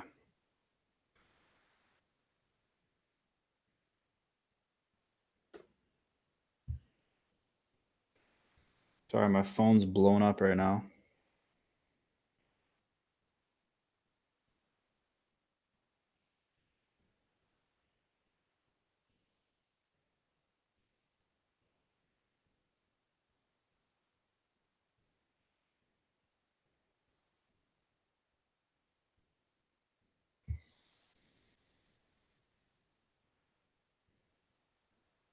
The Ageless Wonder. Big frame. Yeah, honestly, like all of those guys I got called up, all like 30 plus. I'm saying like Luke, we still need to get we're still we're still in our young days. We have like 6 more years till we peak.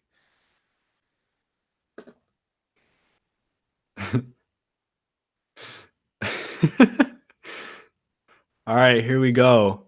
So I believe we're gonna do the national anthem, if I'm not mistaken.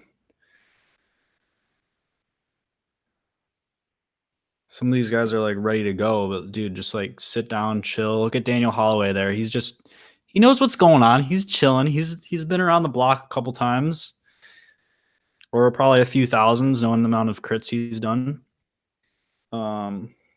Still got the orange going. So yeah, when you're on the line right now, Don't be nervous. Just chill. Look at you got a guy stretching back there, doing some yoga.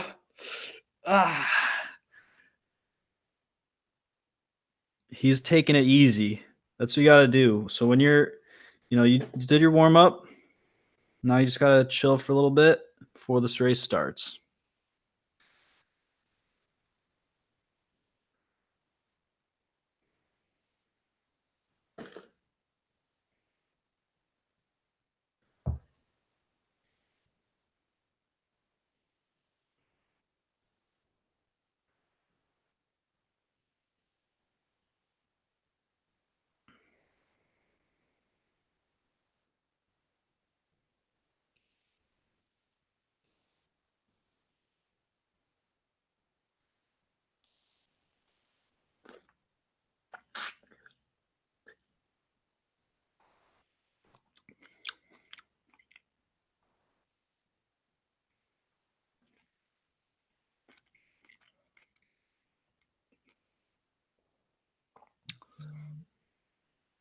Yeah, literally.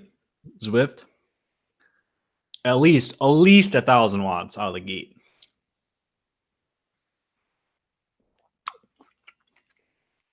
Hell, it's like 700 watts before the start. I am pulling this from here's the address. usacrits.tv/2019-Spartanburg. If you want to go there and not listen to my crappy commentary, you're welcome to do so.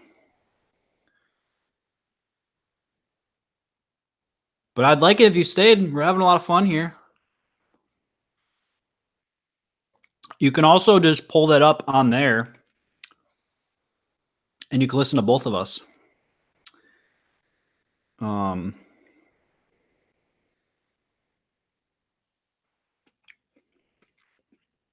But yeah, I know my stream is like kind of sketchy. Because it's I'm streaming a stream right now.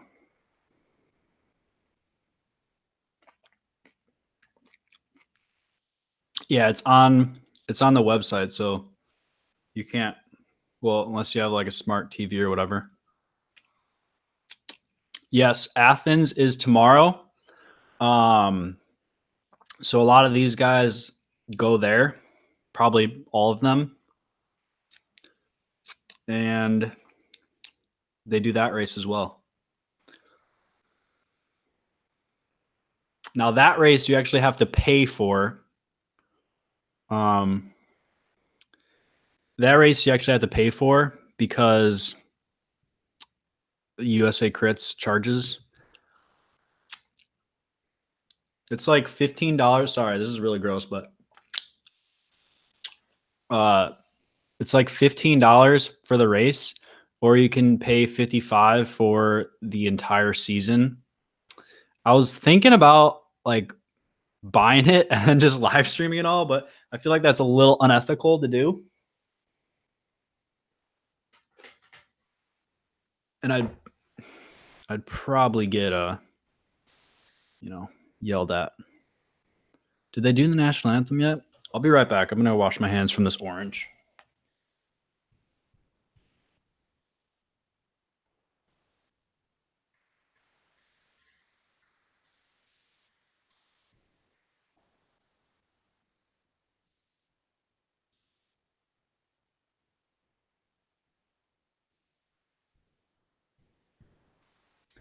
Alrighty. Ooh. You'll send me the free team codes. I would gladly take that. That'd be sweet. Here we go. Did that guy just say hi, mom?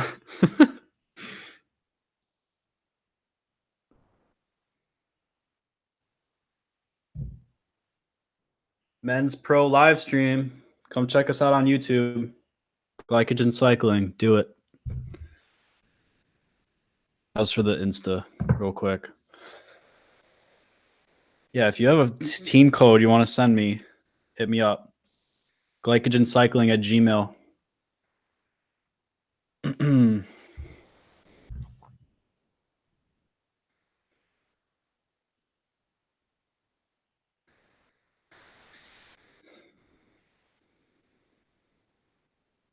Got the clear lenses. What's the ratio of jawbreakers to every other glasses? It's got to be like super high. I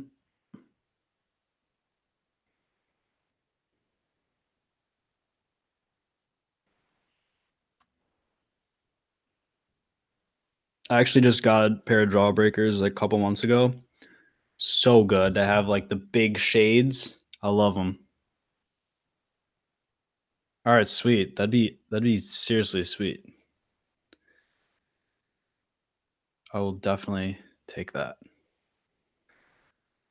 Can't guarantee I'll live stream every race, but definitely a couple more. If you guys are enjoying this, give this video a thumbs up too. What's better than Tifosi? Yeah, actually, I found a pair of those at a race once, like after everyone left. Yeah, Tifosi are solid. $5, $10 maybe. Who's your pick? Ooh. Put me on the spot, man. Actually,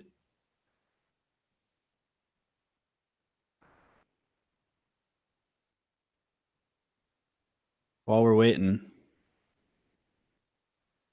for this to start, here's the pre-reg list. It's the best I can do. Are they about to start here?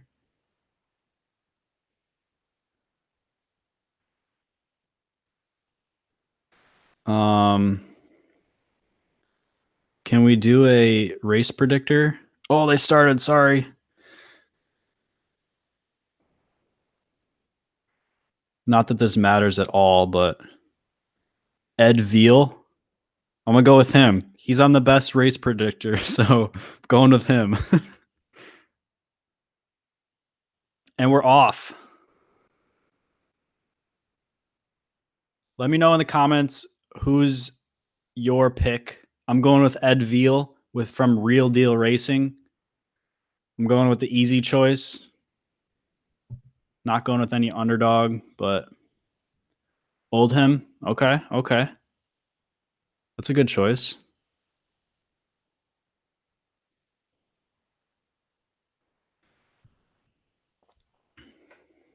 Ooh, that was a quick lap. They were flying that lap. Oh, and that guy was super close to the barriers. Yeah, overall it's been a pretty safe race. I've been watching everything since the 2-3s. Watched a little bit of the first women's 4-5 race, and hasn't been. I've seen like maybe 2 or 3 crashes. So overall, good race so far. The wind seemed like it was going to be an issue early on with the delay because it got delayed 30 minutes, but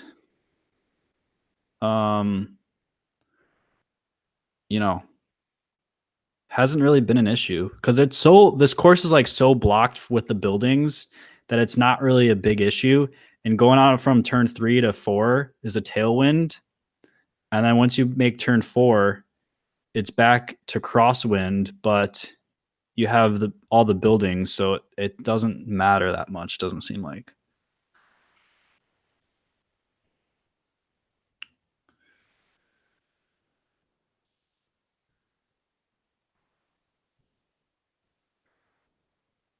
And they're all strung out.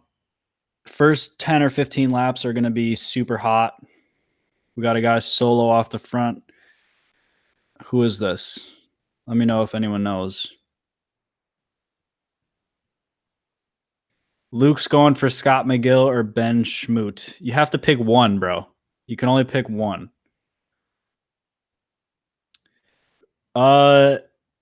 Honestly, this course is pretty much just like a sprinter's dream. There's not really any decisive features that are going to make a break go unless you have like every big team gets a guy in that breakaway and no one chases. Like, I don't think a break is going to stick. I think it's going to be a straight up sprint. All right, he's going with Ben Schmoot. Is that how you say it? Schmoot. This guy in the arrow position, just hammering it. We got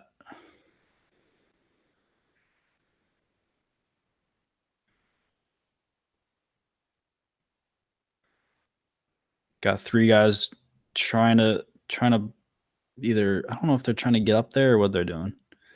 I don't think they're trying to pull that back. Yeah, it looks like they're trying to bridge up there. He's looking back already. He's like, why did I do this? I'm 2 laps in. I'm already dead. That is actually a giant gap. Wow. And we just lost the stream for a second.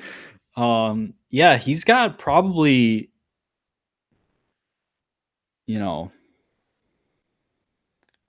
400 meters, 500 meters.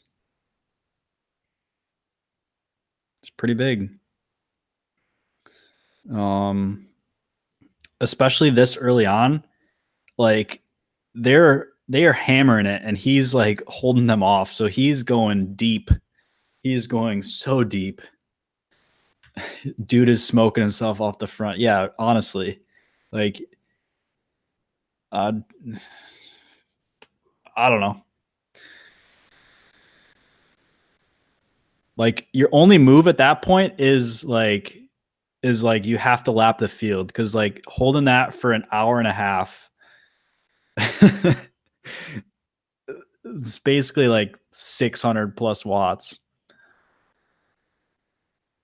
That's hard to do. Got some people crossing the road coming out of turn 3 into 4. So yeah, that turn right there out of 3 to 4 is like slight downhill tailwind. So it's really just like a big whole U-turn.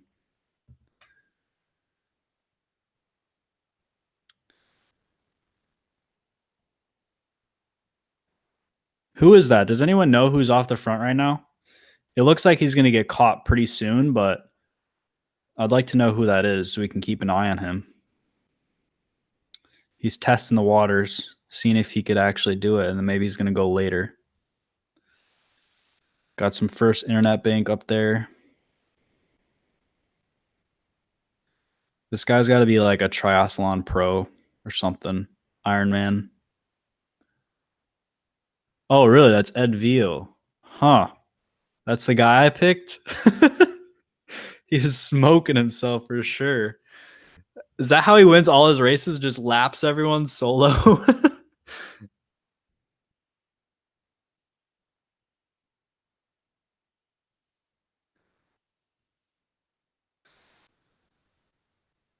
He's still holding it.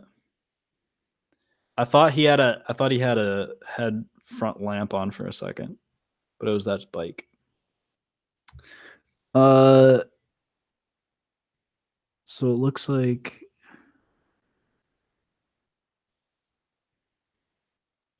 I'm trying to look at these gaps.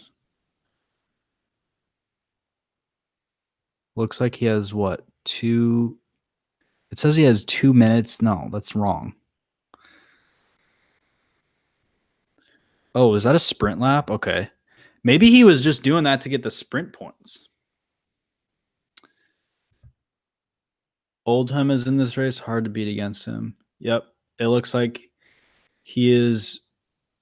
Yep, he is in this race. He pre-regged, so looks like he's on the line.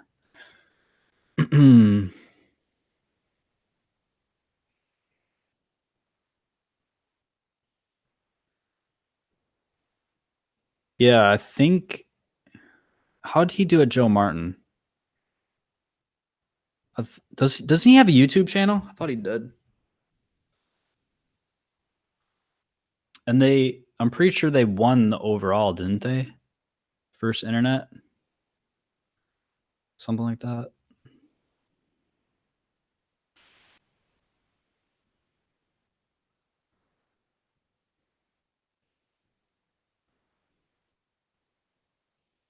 Yeah. Yeah, he was fourth in the GC before the crit, and then he kind of blew up in the crit. But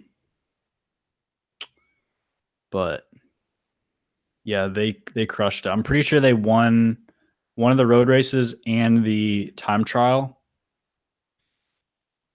and then top podium in the crit or something. I don't know. But yeah, they did really well. All right. Veal is still off the front, I think. I didn't really notice. I didn't check. I was reading the chat. Yep, he's still up there. 8 minutes in. He's just doing a power test real quick. Power test before he gets back in the race. So in like 12 more minutes, he'll be back.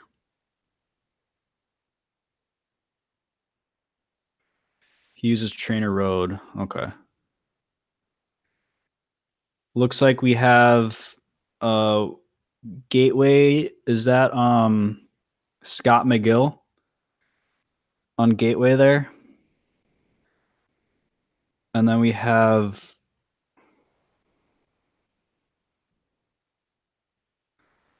Bessa won the final climbing stage. He's got a good video of the lead out he gave him. Nice. I'll have to check that out. Veal coming around turn 4 again with 61 laps remaining. He's still got a huge gap. So we'll see what happens here. It's very interesting.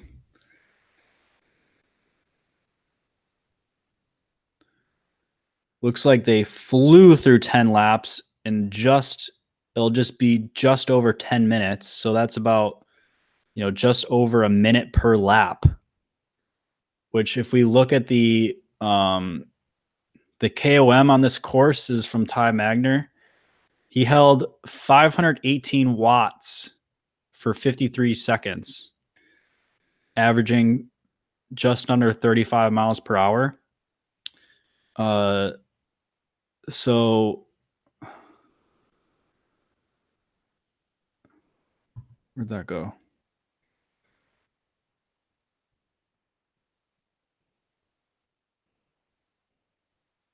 Here we are.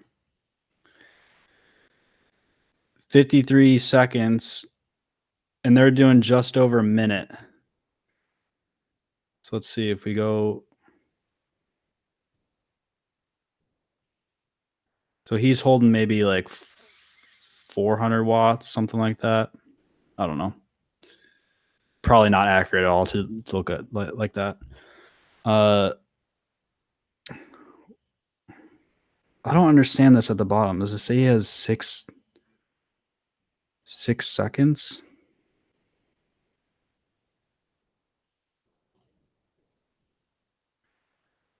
If Veal is the favorite, why wouldn't they mark him and let him sneak away?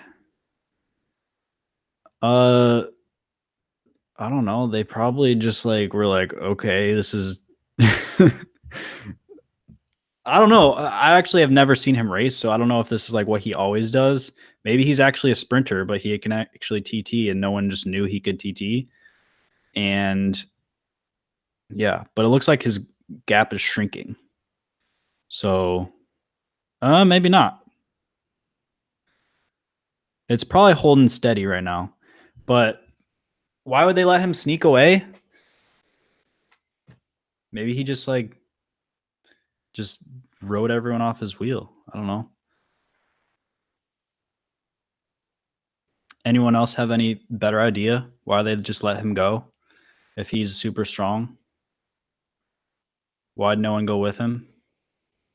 They just weren't there. Just didn't have, just didn't want to do a breakaway.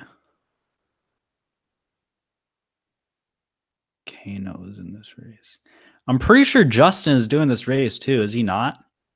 I didn't see him yet. Let me know if you see Justin at all, Eric. Ooh, they look like they're sitting up a little bit right now. That is dangerous. Oh, is there a crash or something? Where is? Oh, there was a huge crash. Did you guys see that? Or was I just seeing things? Because that looked like there was a massive pileup.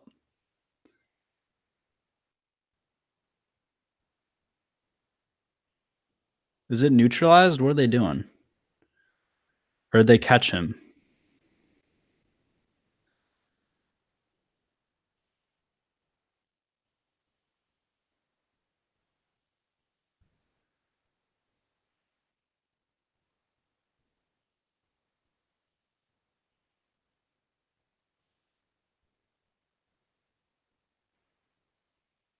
Something happened in turn 3, I'm pretty sure. Oh, maybe not. I don't know. Yeah, everyone's saying slow down. Something happened.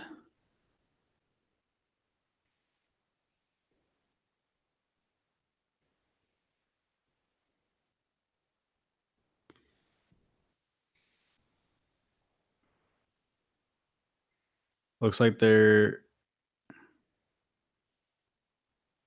gonna stop the field here? No. Okay, we're gonna keep rolling. Is Ed still off the front? Is the question. I have not seen the camera on him. I didn't see them catch him though.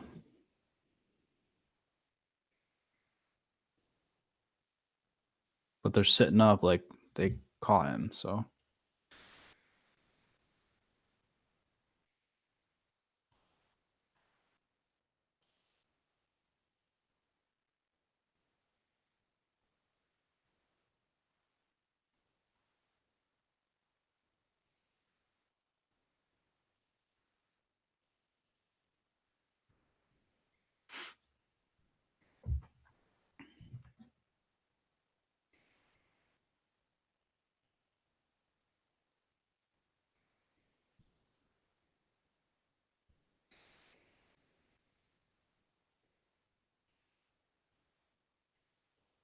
Cruising through.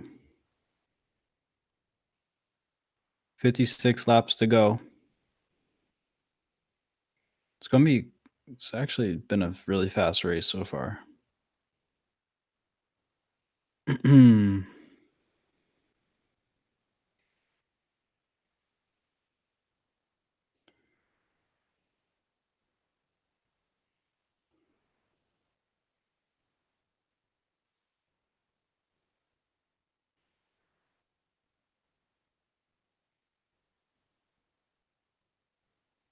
How's everyone doing in the chat?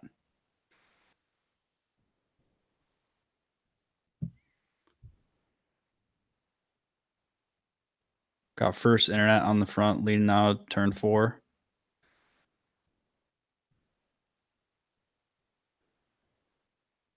Got Paul Faisal here.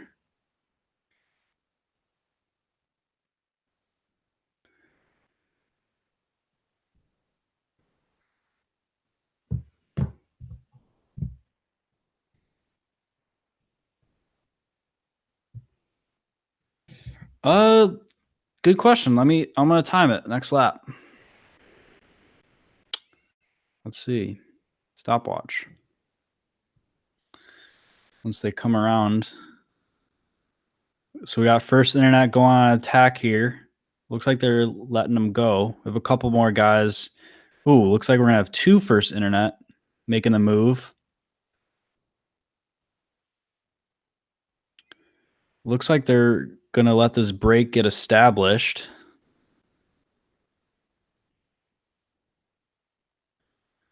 And yeah, they're coming around. Is that another fish in there or is that someone else? Looks like they're chasing now. Dude, they are so close to that. All right. Just started the timer, so we'll see.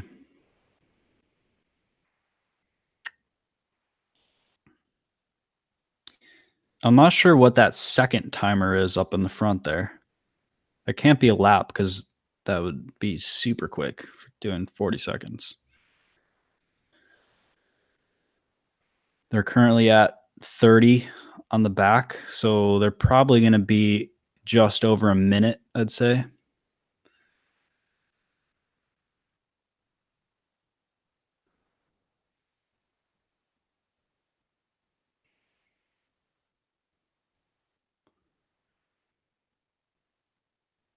$50 going into turn 4.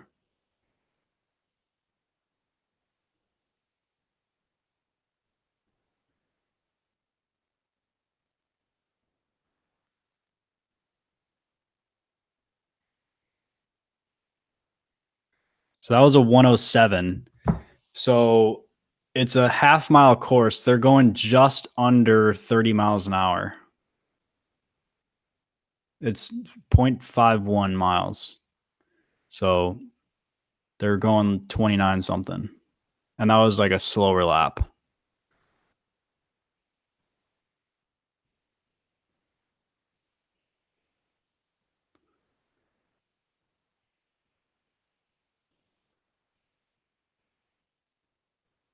Okay, who is this now?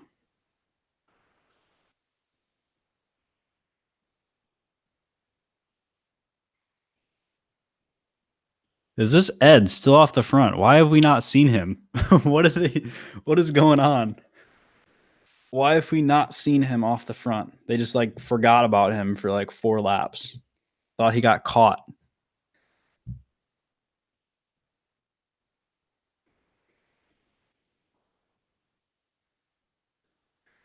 Cat 2 average is 27.7. Yeah, I'd say they're going to average about 29, maybe.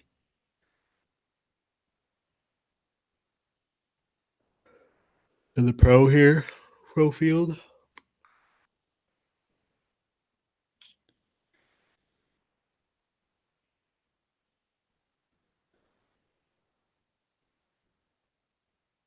Why do they have? I don't understand what's okay. Here's Ed right here coming out of turn 4. And then there's a motorbike behind him.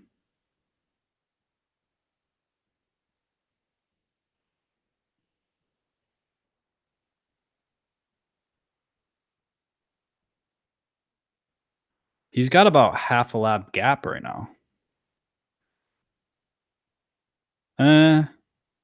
Not quite.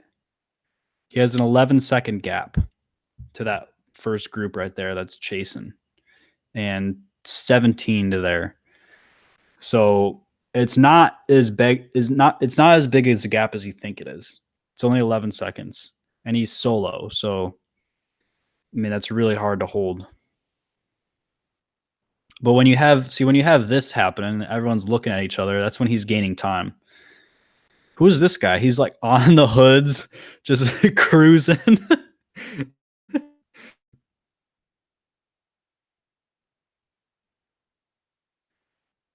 Was also in the race, doing well in top 20. Nice. I still have not seen Justin. I don't know if he's doing this one or not. Not sure. Not sure. Can everyone hear me all right? Or is this like too low? Is that better? Forgot to like turn that up. But okay.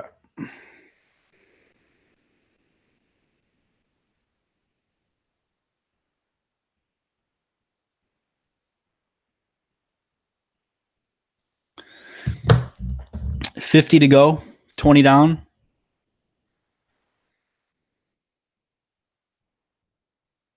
That's the worst. When you're on the back right now and you're just like dying and you see like 50 to go.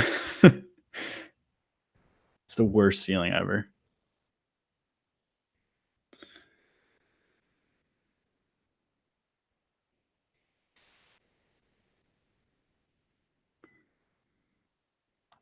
Still crushing it. I probably should have done the timer again, but let's see. Next time I see him.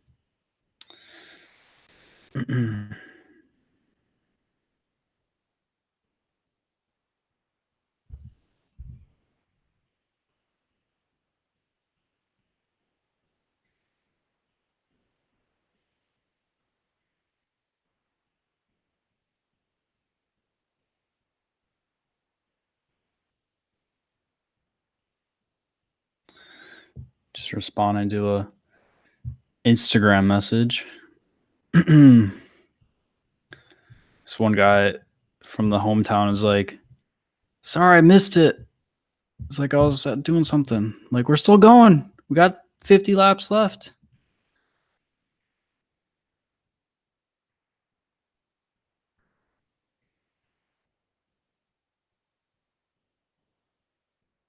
See, right now it looks like they're going slow, but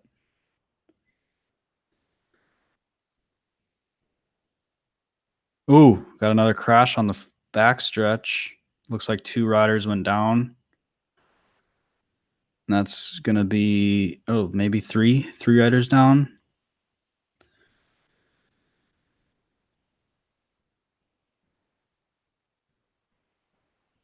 Three or four. Gonna have some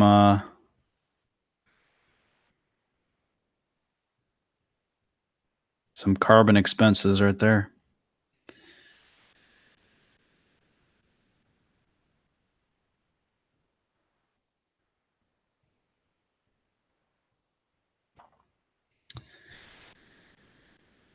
Got a first internet off the front.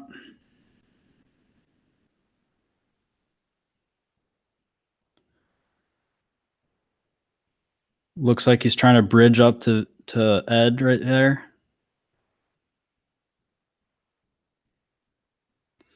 Let's start a timer, and there is he's got a 7 or 8 second gap. Got to close 7 or 8 seconds, and then the field has got to close 18 to Ed. Definitely grew that.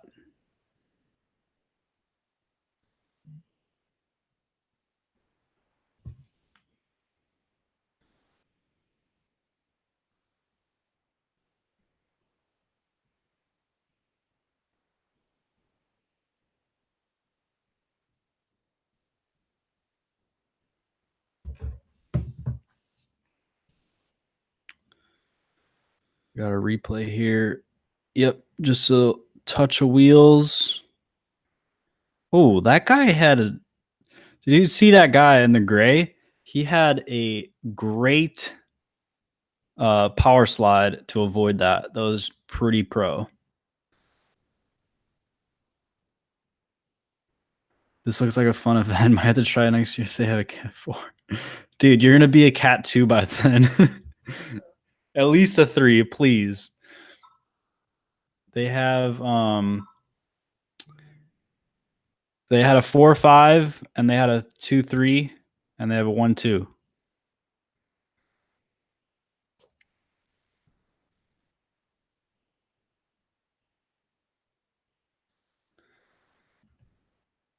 Everyone's trying to get part of this move now.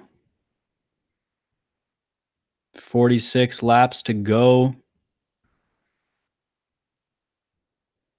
What do you guys think of the new Gateway kits? Is Harley Davidson still a sponsor of them? Is it still Gateway Harley Davidson, or is it just Gateway now?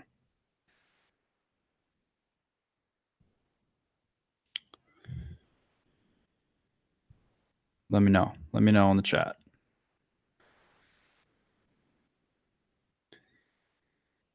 This guy is crushing it. It looks like these 4 are going to catch up to him. Or these 3.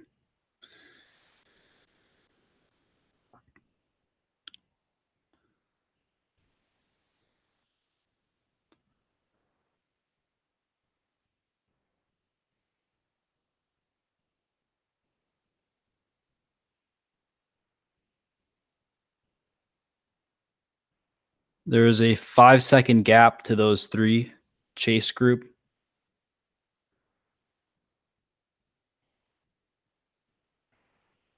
Ooh, ooh, ooh, ooh. I think this is going to all come back together in about 5 laps.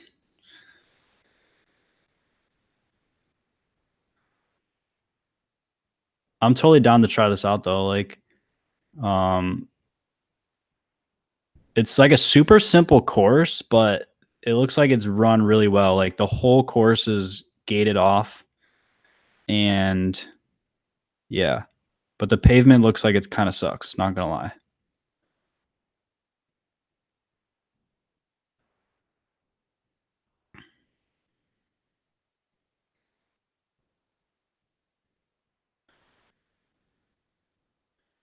Looks like the group was able to bridge up. There's 5 seconds to that group.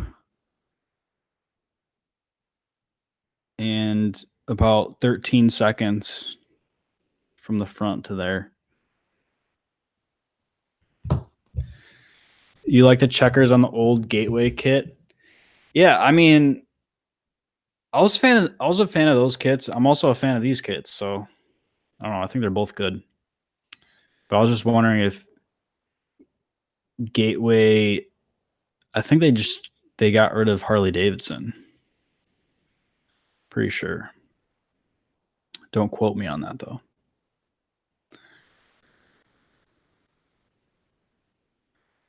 Ed is like, finally, I get to sit in. He's got that Canyon Air Road, I'm pretty sure. Is it the same bike you have, Eric? Except different color. Is he attacking them?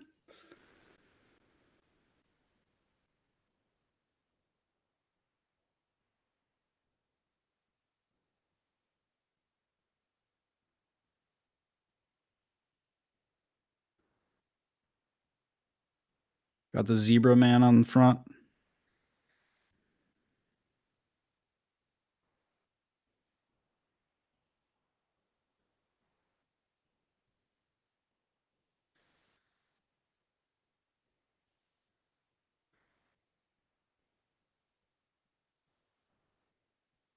Who was that team?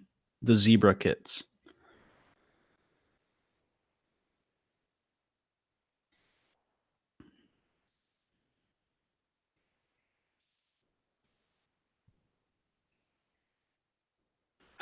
I don't know if it's a Butcher Box team. I never heard of that team until this year. It's really weird.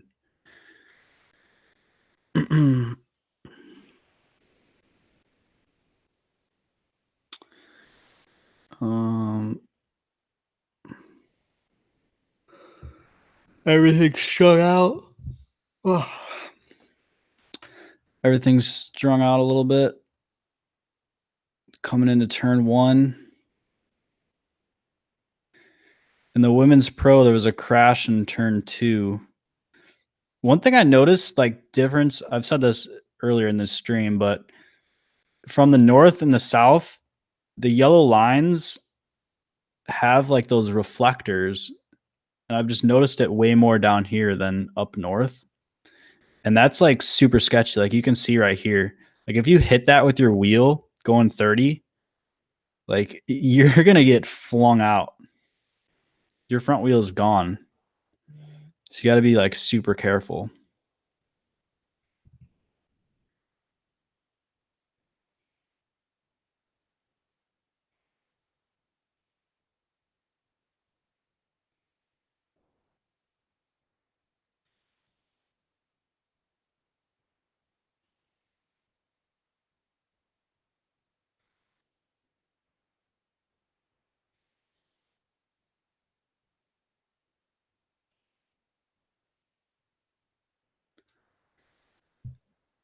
Looking back, seeing where everyone's at. What are they doing? Oh, they're getting caught.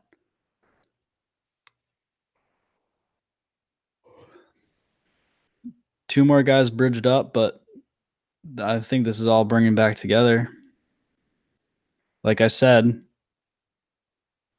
at lap 45, I said within 5 laps, it's all getting back together. So they got to close like 4 more seconds. But there's a whole bunch of gaps being opened up on the front there. These guys are still drilling it, not trying to give this up. Oh, this looks super hard right now.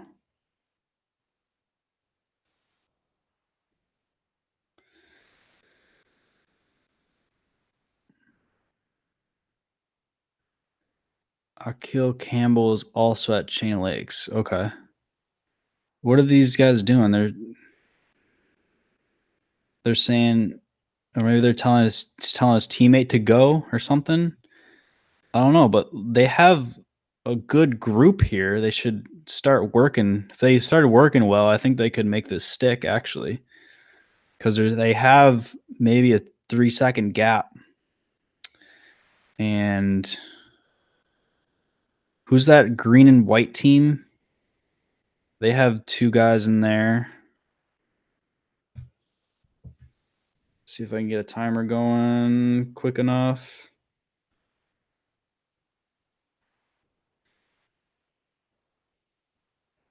We got 4 seconds to that group and then 8 seconds to the field. So, I think this is all going to come together pretty shortly.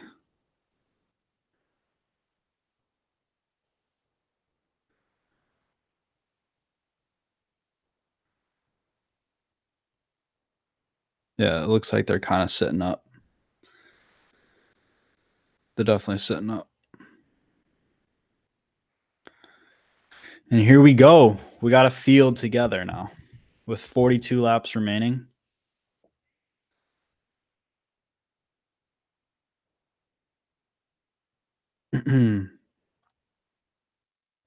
We got Ed still on the front there. Didn't have enough. He did his 20-minute power test, but now he's got to sit tempo for a little bit, and he's got to go do another one. So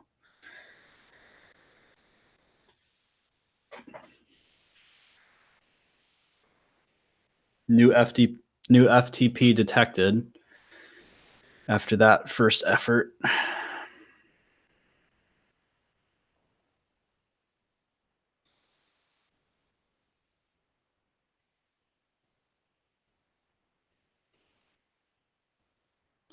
I wonder what it's like to hold 450 watts for 20 minutes.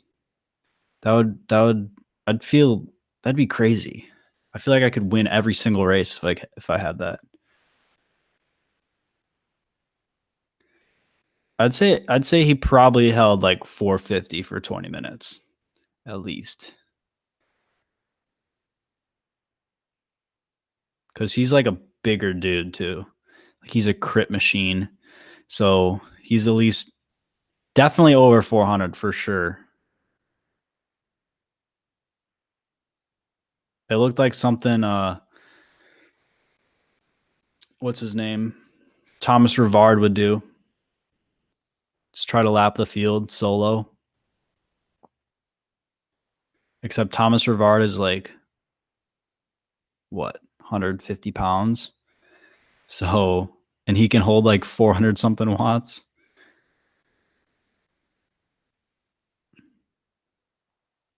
Got another move going, another solo guy. It doesn't seem like the teams want to break going, really. No one's going super hard for it.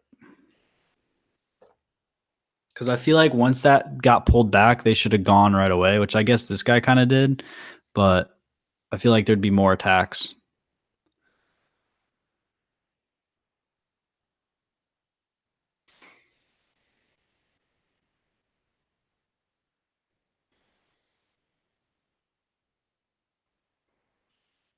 Cruising. That guy have a radio? I think he had a radio. Because he was like sort of all official and stuff.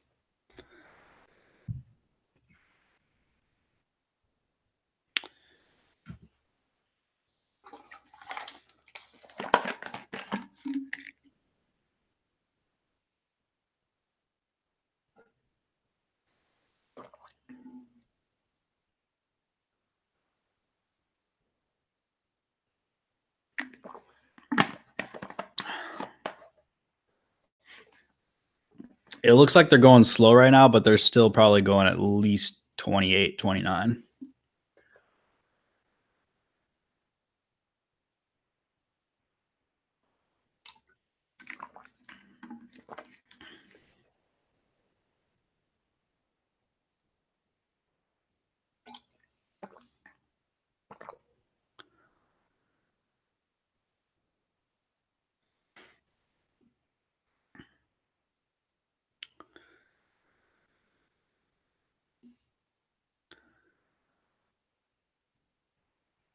It looks like this course is actually lit pretty well. There's like actually streetlights and stuff. The other Twilight crit I've done was at Gateway Cup the first day, Lafayette Square, and they didn't have lights like that. It's like actually dark. Looks like daytime basically. Like there's so many lights on the side there, you see? And those spotlights are huge. Now I could be wrong, could be actually dark when you're in person, but I have not seen him. He was riding his green Allay. So he was on this chat earlier, or this live stream.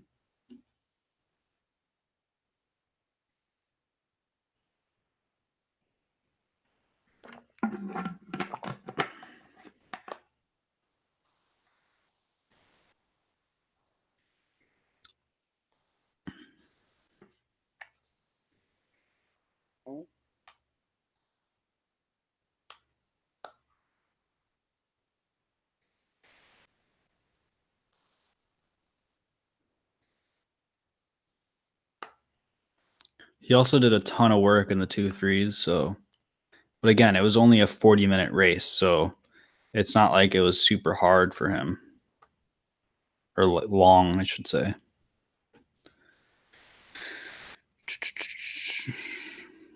Green bike.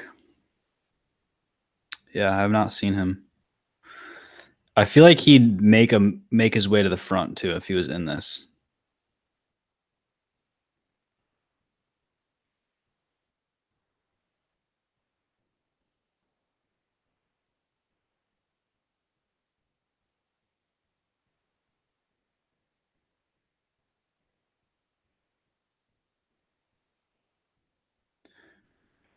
Zebra Man doing some snot rockets, wiping his nose on his shoulder. Got a new gap going up. Got 4 guys out the front.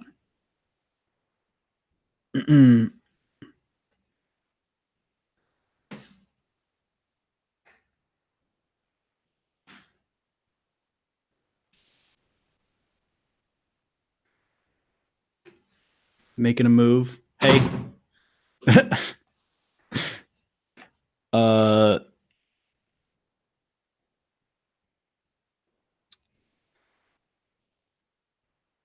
Yeah, I think they're all kind of just chilling right now, trying to just, save it for the sprint, basically.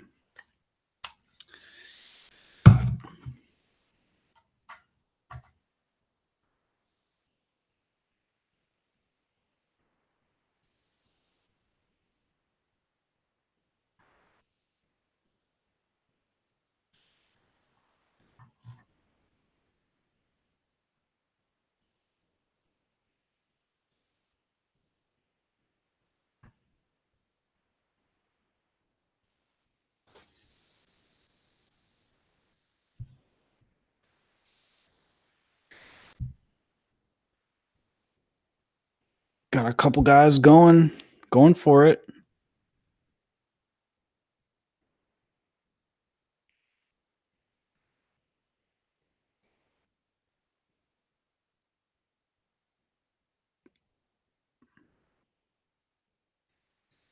Yeah, Eric, I don't think he's in here. He's like, I've been looking every turn, haven't seen his neon green bike. So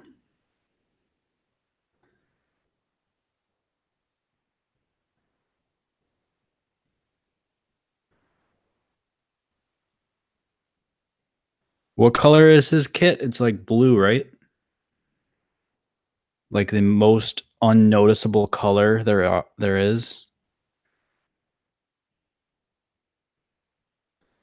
Got some guys taking some swig. Cliff Bar dude.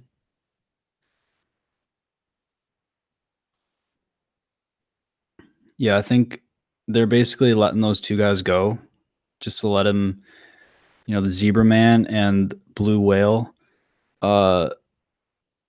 they're just letting the break go to not have as many attacks so they can keep it more controlled. But it looks like Cliff Bar is on the front. Is that like a specialized guy? And Zebra, I don't know who that team is, but got another Zebra following it. It looks like they got this under control. Oh yeah, good point. I could look on the list. So while they're going, we can look at this here. I'll tighten this up a bit so you can still kind of see.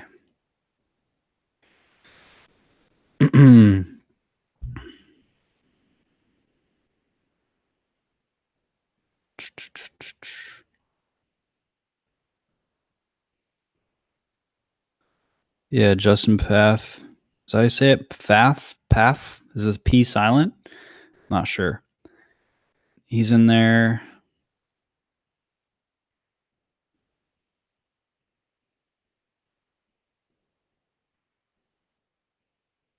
I don't think he'd be this far down, would he?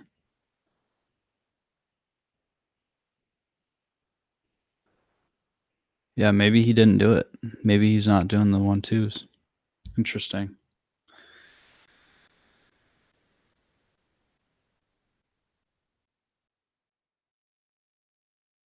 Oh no, he's here. He's on the list. Actually. Eric, you see? Justin Boldy. Men P12. Amino Rip. So I think he's in this. Question is, we have to find him. So we got 3 guys off the front now. They have probably 6-second gap. And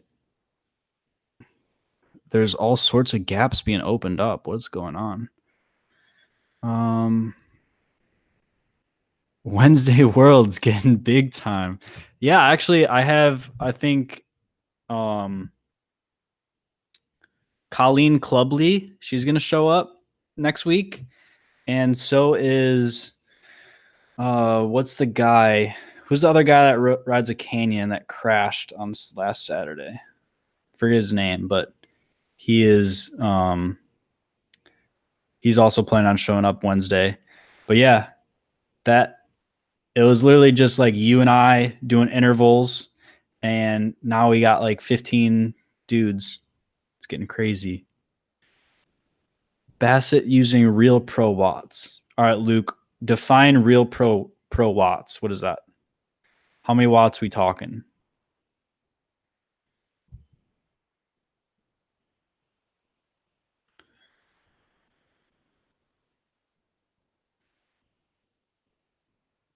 I'm gonna do another timer. See what kind of gap they got here. Starting 27 to go. 6 to that guy. 7 to this field.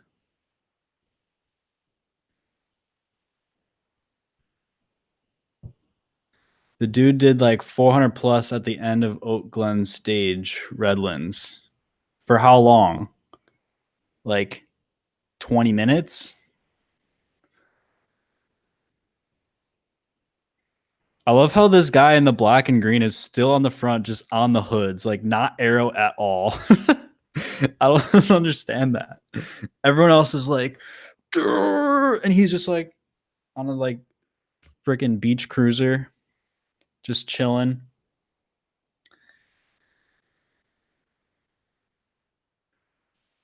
They're gonna pull this back. This is gonna be a bunch sprint, calling it. 400 watts for half an hour after an entire stage. That's pretty legit. You want to be in this video? No. What are you eating? Plates? Oh, can I have one?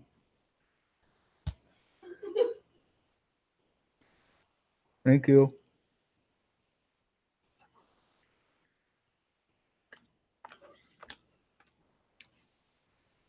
All right. They're making moves.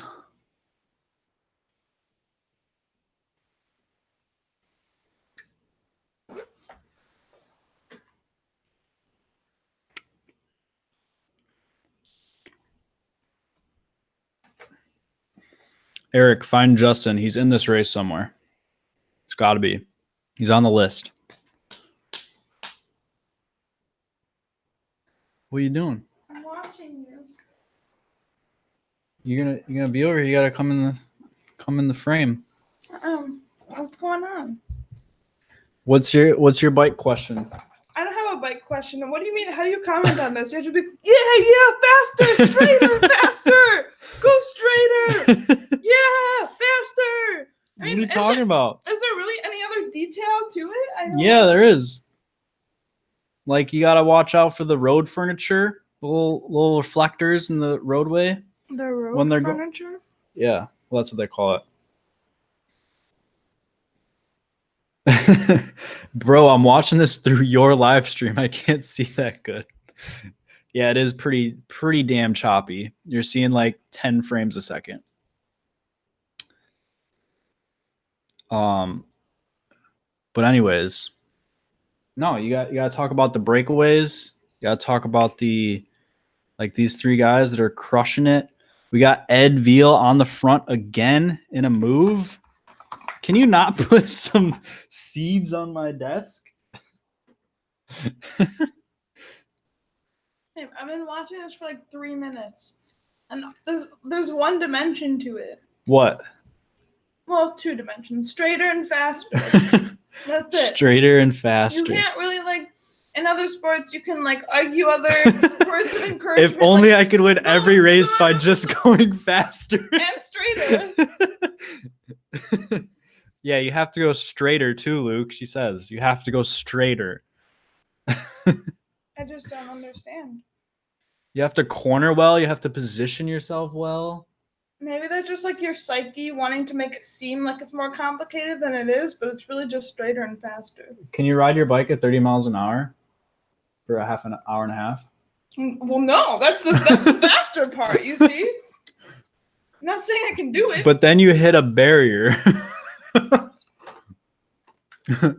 Easy enough. Just go faster. Yeah, right? Just pedal harder. Just pedal a little bit harder. Well, right. So what's the need for your commentary? You could just sit here. This is a bad race strategy. Straighter, faster. Okay, guys. Straighter, faster. Signing out. Let's go. Over and out. Just kidding. I'm here. We got 23 laps to go. Okay? Mm-hmm. I'm just this little We're like 50 in. We got some attacks going on the right side. No, I'm actually not making up words. Those are real words.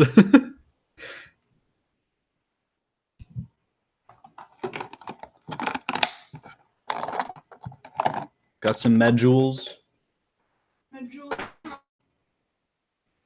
No. Yeah. No. Yeah. Got first internet leading the way.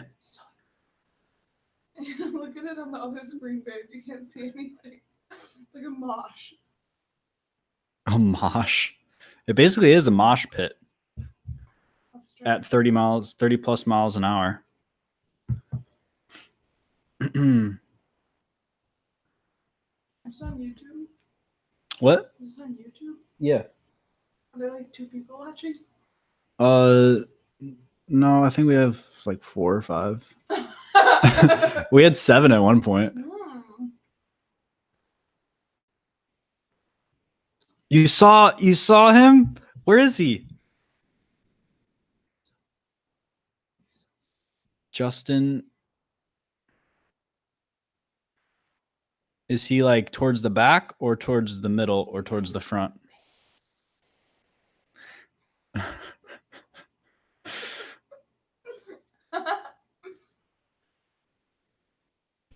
You have guys stringing it out. I'm still calling this is going to be a sprint. Anyone disagree? Oh, is that Nap on the front? It was in a turn mid-pack. Okay. We got zebra crowd going. I don't think that was Nap on the front there. Oh, is that him? Second dude? Or is that Nap? I don't know what you're saying yep to.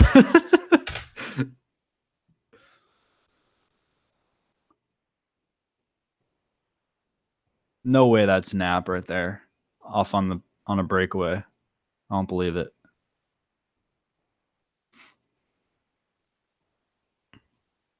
Oh, some guy just threw a bottle. Someone got a free souvenir.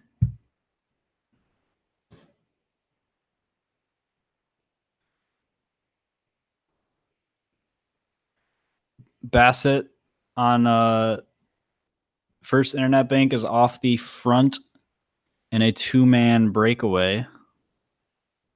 Got the motorcycle coming through. We are just about 55 minutes into this race with 20 laps remaining. So they're averaging just over a minute per lap.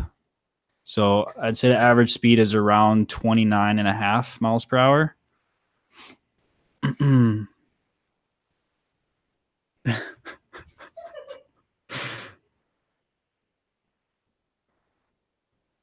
Nap was on the front like a lap ago.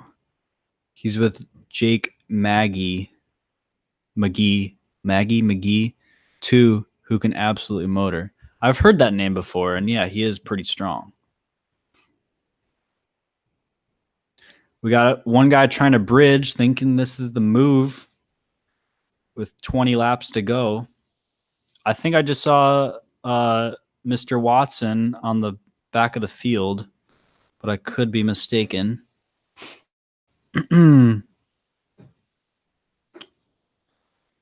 He's got to start moving up if he's going to do anything. This guy just straight tail gunning. Think he's getting dropped. Ooh,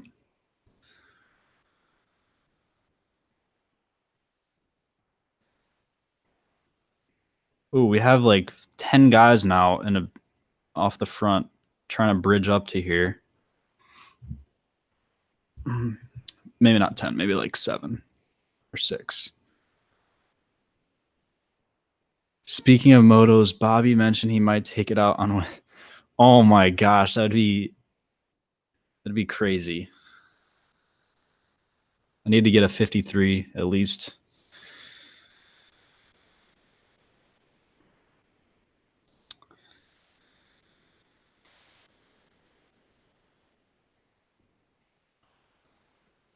That guy really leaning into the turn.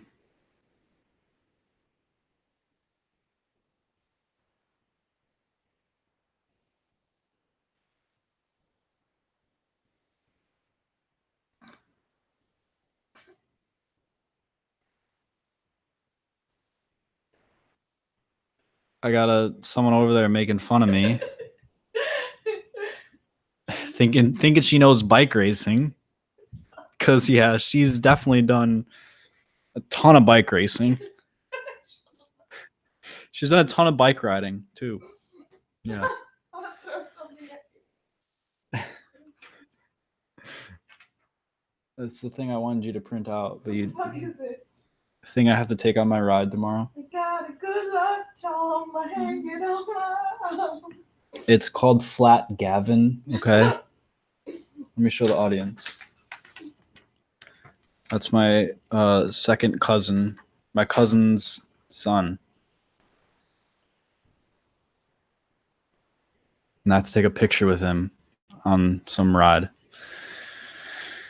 Okay, 18 laps to go. We're almost there, guys. We're almost there. 2 off the front still. Field coming through. Looks like it's breaking up a little bit towards the back. Now's the time guys got to start moving up.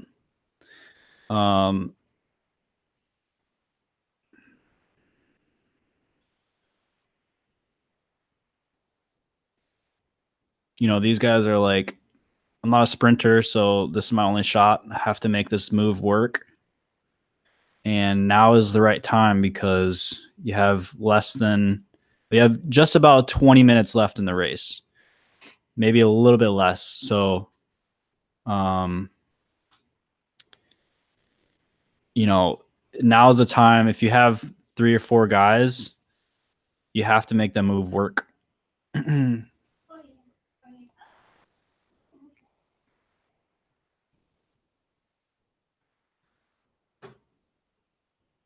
And it looks like they're getting caught right here.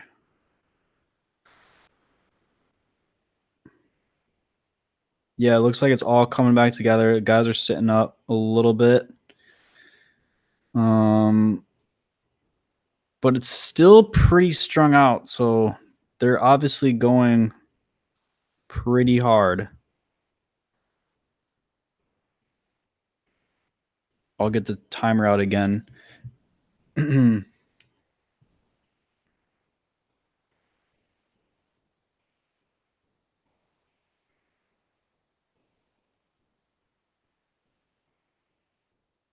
Yep, they're sitting up. Oh, why is that moto? Is there a crash here? What's that guy doing? Some mechanical issue? Looks like they're all pulling over. What's going on? Neutralized. Interesting. What happened? Do you know?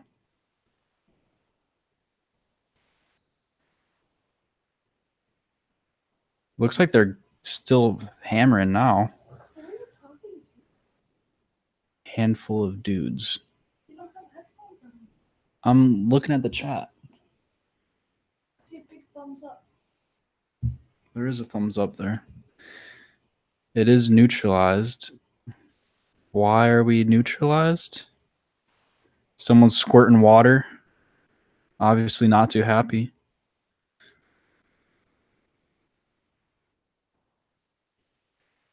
The actual announcers don't seem to know. I'm on the same boat. And, I didn't see a crash happen. At least not one large enough to make it, neutralizable. That's a word.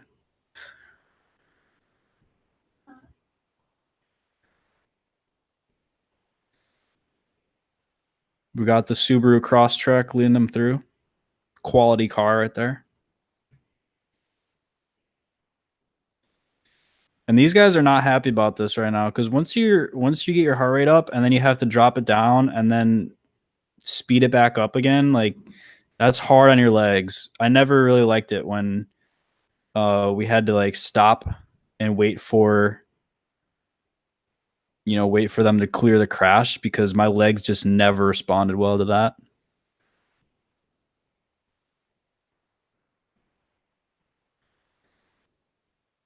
True. If he was in the back, he can get up to the front. Although hopefully he wasn't involved at all. Hey, Luke, is that a Lindenwood guy I just saw?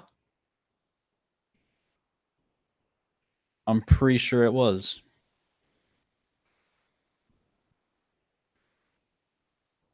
But we're all together, 14 to go. Not exactly sure still why this is neutralized. Oh, we just have another crash while it's neutralized. Guy's not paying attention. We have 3 or 4 go down. Couple first internet.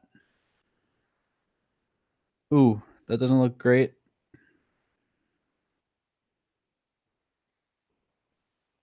Becker crashed. Jonah went down. Yeah, like that was a really weird crash. I'm pretty sure they just weren't paying attention because they're going, slow right now.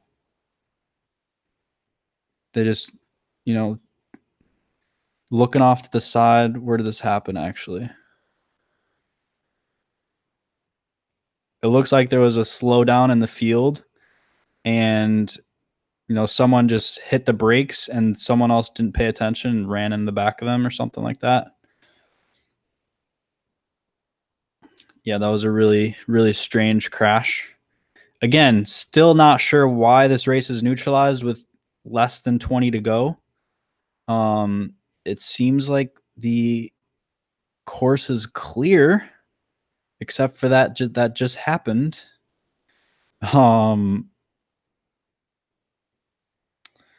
Yeah, this is actually really strange.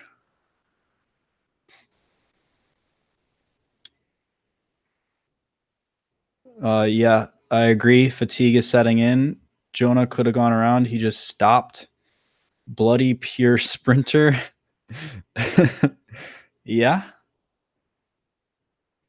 Yeah, guys are getting, getting anxious, getting tired. I'm pretty sure they don't know why they're stopped either because, what are they doing? Unless there's like some sort of debris on the course.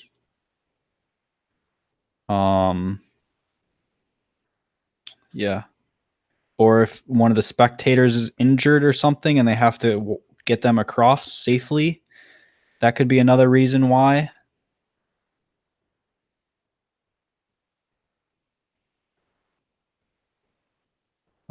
Let's see if looks like we're gonna get back up and racing now with 12 laps to go.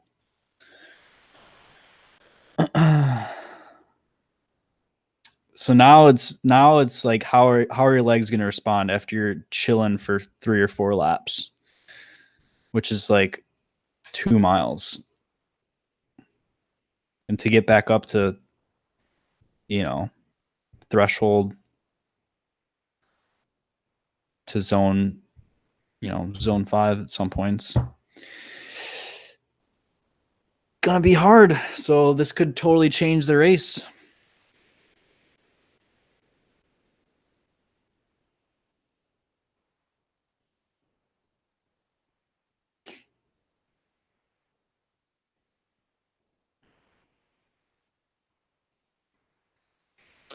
Coming in on turn 4, just about, just over 10 minutes left in this race.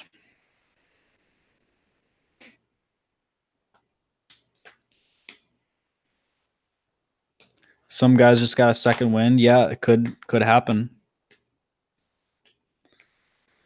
Either get a second wind or you were feeling really good and then now you're feeling like shit. So it could go either way right now. Some guys are trying to make a move go.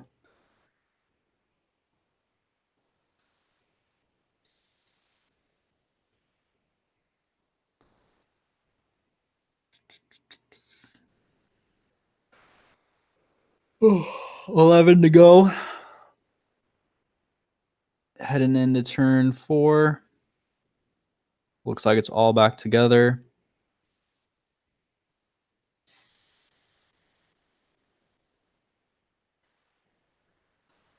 I feel like if you're a sprinter, you gotta be happy you were able to reset your heart rate before one last huge push.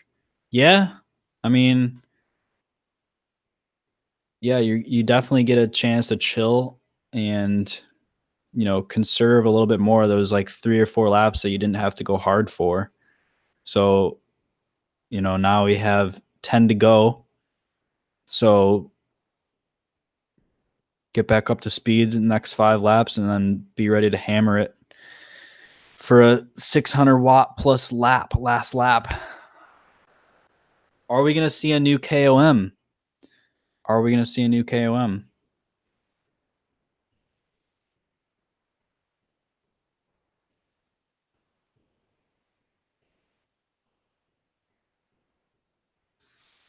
They got to hit about 35 mile per hour lap, which is nuts. That is really nuts.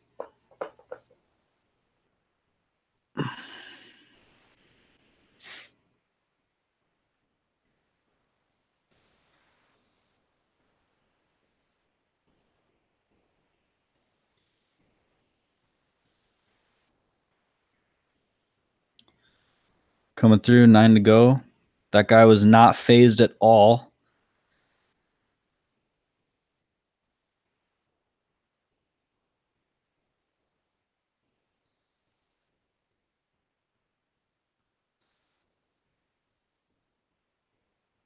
Again, this guy just on the hoods. He's obviously races cross. Going hard on the hoods.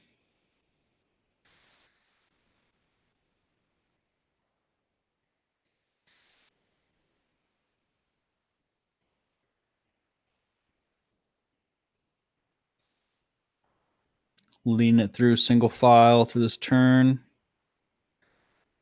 Now this turn is actually going to be super fast, I believe. If anyone can see a flag, let me know. But it looks like the wind has died down a bit. But earlier in the day, turn 3 to 4 was a tailwind. So they were coming around that turn super hot.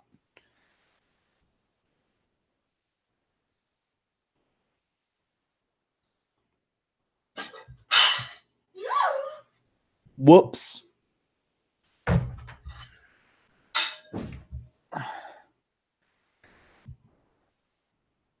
Okay. 8 to go.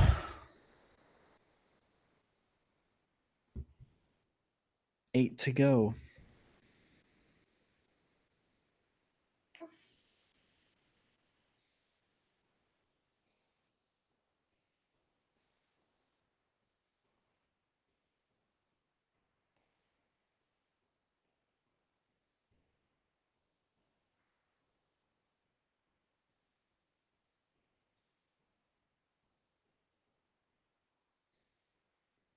Got Cliff Bar on the back, which is kind of odd. Usually they're way up front, especially this close to the finish. Cliff Bar, it's a team. Uh-huh.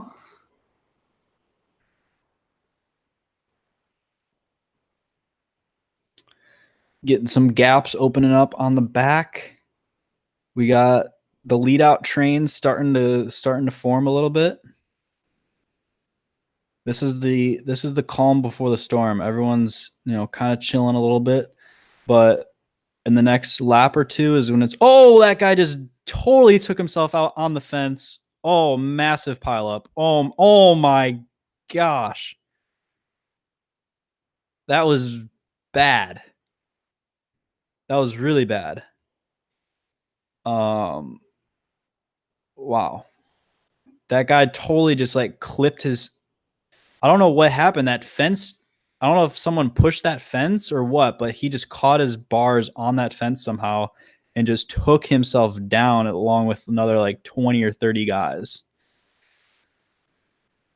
So I'm pretty sure they're going to have to neutralize this again because this field is going to come around in about 30 seconds. And they're still down here.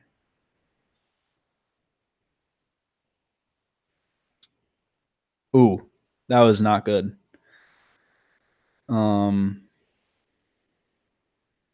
Yeah, I saw that whole thing happen. That guy just was moving up and then just took a little bit of a risk going too close to the fence. And you notice how the fence is kind of jagged or zigzaggy, I should say. It's not just a straight line. And he moved out to a part that was further out, and then the next part jutted back in real quick, and he just caught his handlebars right there. Not good.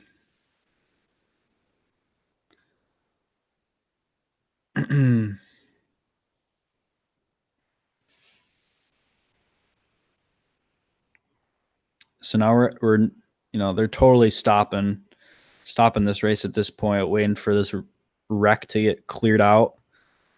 Probably a good $30,000+ of damage done to bikes in that wreck. That was really bad. And the way it at first it didn't look like that many guys were going to go down, but I guess I don't know what happened. They just couldn't stop in time, and it went across the entire road.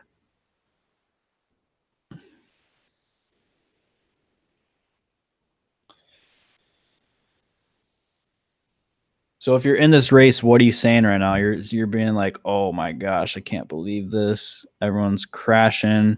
This is such a mess.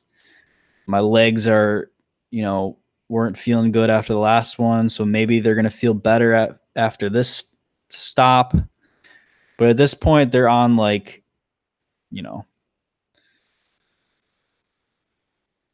this is why you do interval training. All right, guys? You go hard, and then you go easy, and then you go hard, and then you go easy. Because you have issues like this sometimes. Some guy getting a new bike in there, squeezing through the fence.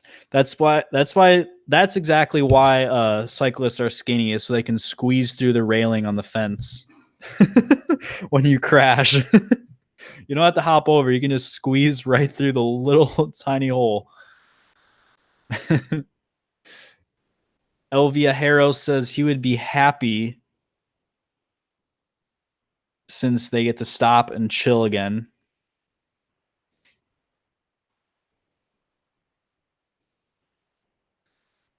This guy flipping his bike over. This kid is tall as heck. Look at him. Oh, he's squeezing through too. He's not hopping over.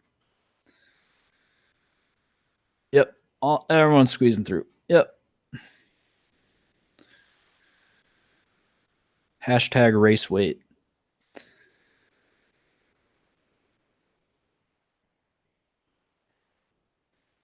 What's the referee saying right here? He's saying, no, you can't come through. You can't go around. You crashed, you're out. He's saying no. He's saying free laps are over, you're out. You can't go back in. His teammate's like, damn it. He's like, damn it. Shaking his head. That's so dumb. Why are they doing that? That's so dumb. And then this other guy's like, yeah, I just rolled over him. I couldn't do anything. He's like, all right, man. Well, good race. See you later.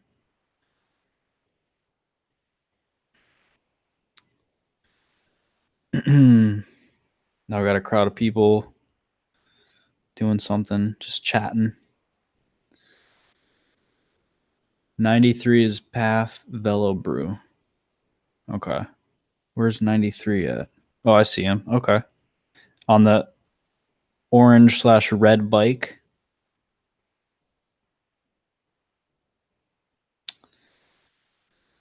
Got 6 laps to go. Actually, probably like 5.5 or so. We'll see if they're going to add any on. CAD 12. Yeah, it looks like it.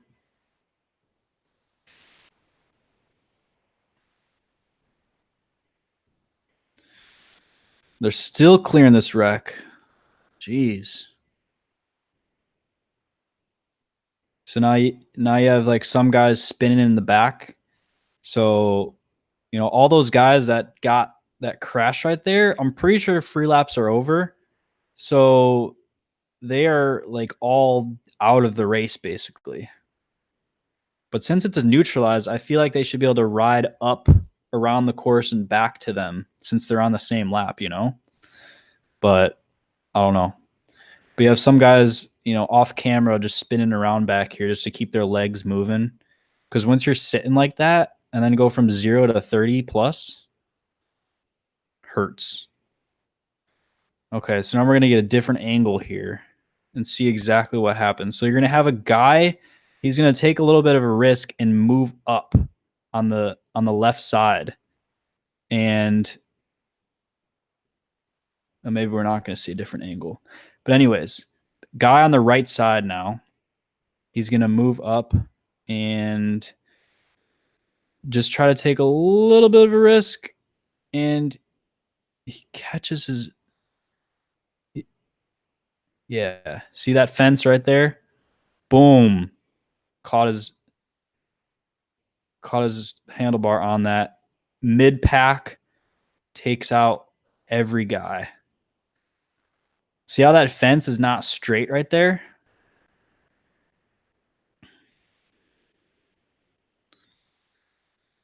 Dang. That was really bad. Because look at, he's right at the front too. So that's like one of the worst places to crash because you're taking out everybody. And he did take out everybody. Those guys saw that and they're like, damn it.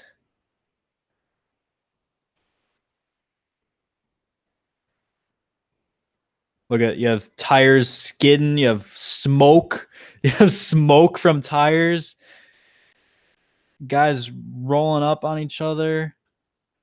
Oh my gosh. Someone gonna need to glue some new tubulars tomorrow before Athens.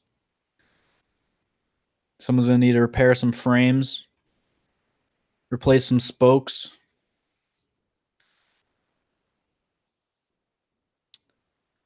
Do they pull lappers? What do you mean by that? And that's a good reason to always see their front. Yeah, I mean, and the thing is, a lot of those guys were near the front because he crashed like within the second row of guys. So sometimes like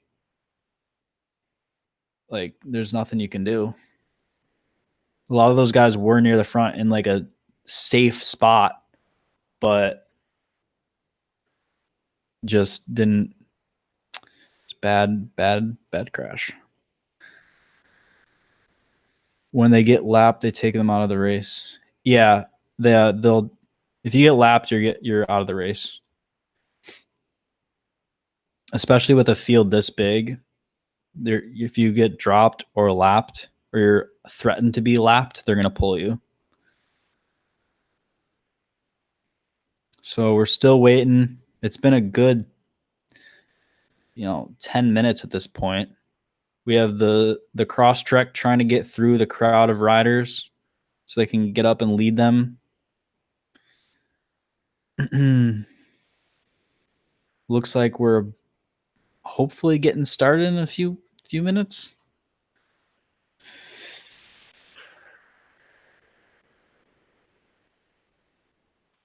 Now I know how to keep you up past 10 o'clock. Get on a bike race. Yeah. Okay. Yeah, it really has been like forever. I'm ready for bed. I'm tired. Let's get this race over with. This kid's like, what's going on here?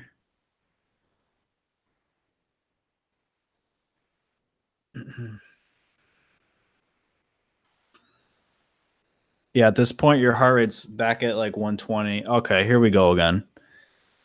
My guess is they're going to be neutral until about the start-finish line, and then they're going to start them off. They're probably going to add a couple laps.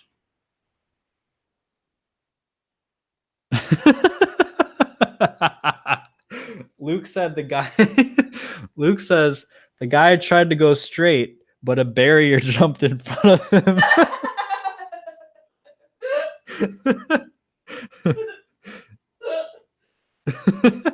Nice job, dude. That was fucking funny. She says that was funny. Okay, here we go. We got the motor coming through.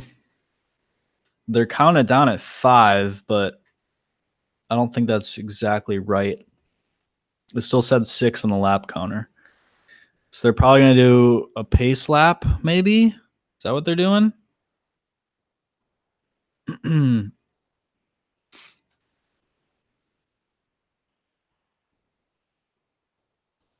So now this is a whole new race, basically. We're going to have guys either absolutely flying or dying. My guess is someone's going to just jam right away and try to just, 5 laps, that's a 5-minute effort. So whoever's got the highest 5-minute power can win this race. They just got to smash it right away.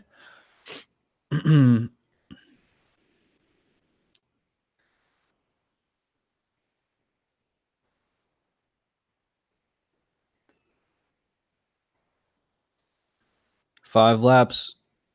Someone hold 600 watts for 5 minutes. They're fresh. All right, here we go. About to start it off. There we go. Got an attack right away. 4 to go. Wow, they're not going to add any laps. Interesting. unless that counter at the top right is just completely wrong. They're just going with 5 to go. Okay. So yeah, like I said, this guy's just going off, doing a 5-minute power test real quick. See if he can get away with a win.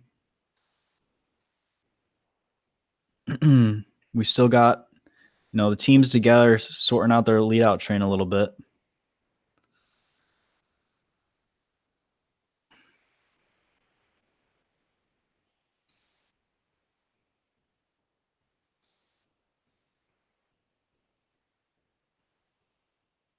He's got a decent gap, but I don't think he's holding that.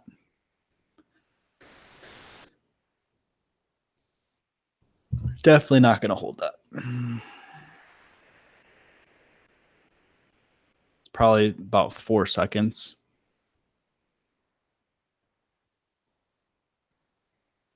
He's still going. What is this? Piedmont College? I believe we've raced against him. It looks like Luke. Isn't that the guys we raced against at IU a little bit? I think so.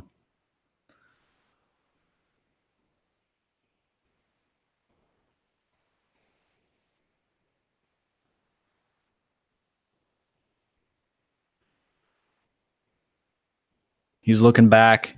He's giving up. He's looking back.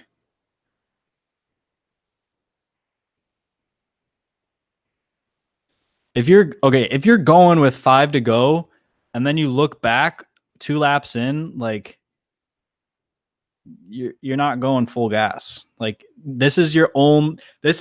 If this is your move, you just have to make it your move. If you get caught, you get caught.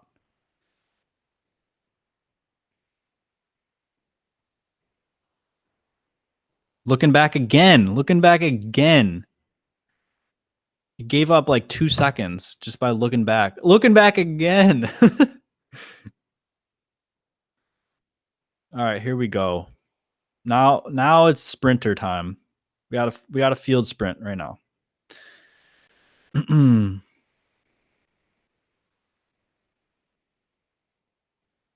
Everyone's spreading across the road again.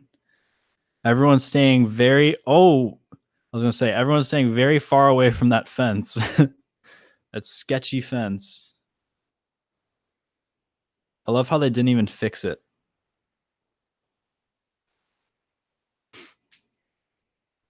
Got a couple guys getting dropped. One guy making a 2-lap flyer. Ooh.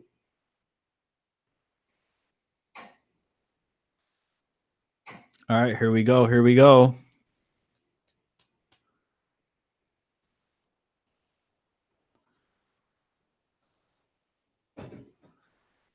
Final lap. We got the bell lap coming up. Got this guy on a BMC on a specialized team. And we got the lead out train from, who is this? That's not Texas Roadhouse, is it? No.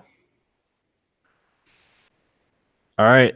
This is it. Going into turn 3. This is a really, really quick left turn. Double left. Basically a 180. Oh, they're flying through this turn at that guy's got a, they're going through this at 35, basically. And we got the field sprint. And that is a terrible camera. Oh, what? Now we have one more lap. Okay. I'm like, yeah, that didn't look super fast.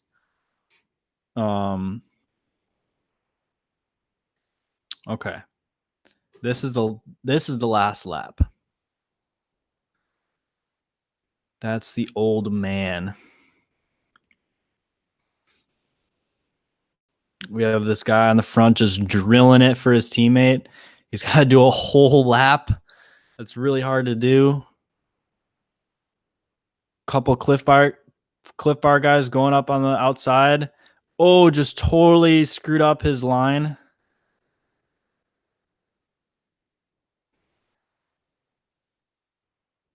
And now oh my gosh. Now they're going for it, hitting about 35, 36 miles an hour. Oh, and he took it. Wow. With convincing fashion. And I love how that camera cut out right there. That was a good finish. Good, clean finish.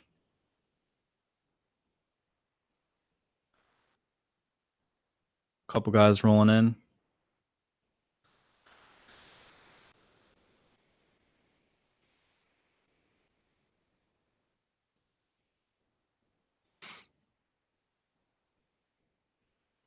Yeah, who won? Do we know? I don't know. I don't think that was Ed. I don't think so. Ed was in like a camo. Who was in all black? Let's see if they do a replay.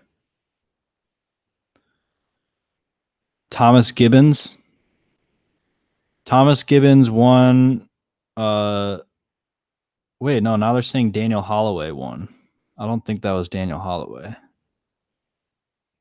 Definitely not.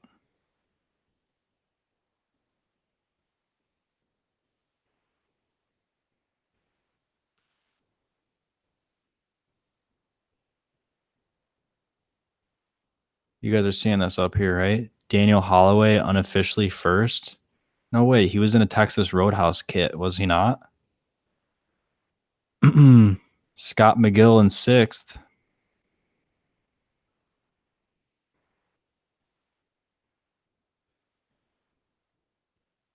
It was this guy in the black right here who won. What's he saying? Oh, he's giving him shit right now. Look at this.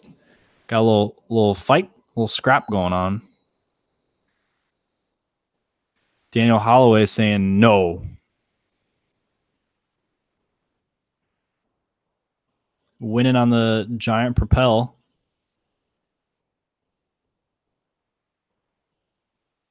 Yep, there we go. They fixed it. Gibbons first, Holloway second.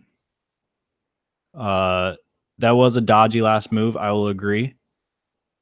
In between turn 3 and 4. Kind of, I mean, that's crit racing for you.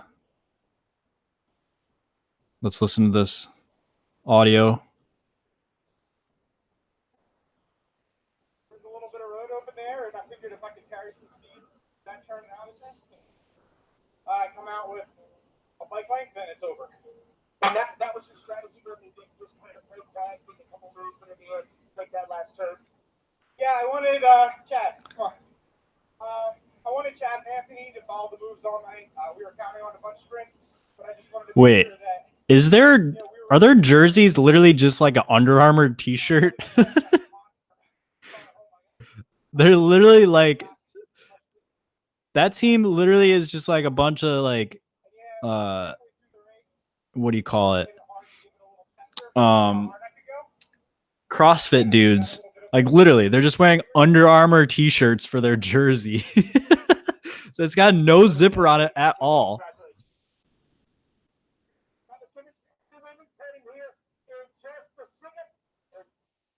Yeah, those are really weird jerseys. Really weird. They're not even jerseys. Literally a bunch of CrossFit guys. That's my style. All right. Good stream, guys. Do you have any final questions? Let me know in the chat. Otherwise, we're going to end this. It's been going on for all night. So let me know. Thanks for joining me. If you have any final questions, ask now. Otherwise, we'll see you in the next video. Don't forget to like this video and subscribe if you haven't. Do it. Give it a like right now. And we'll see you in the next race. Get that Wednesday Night Worlds video up. All right, I'll do that. All right, see ya.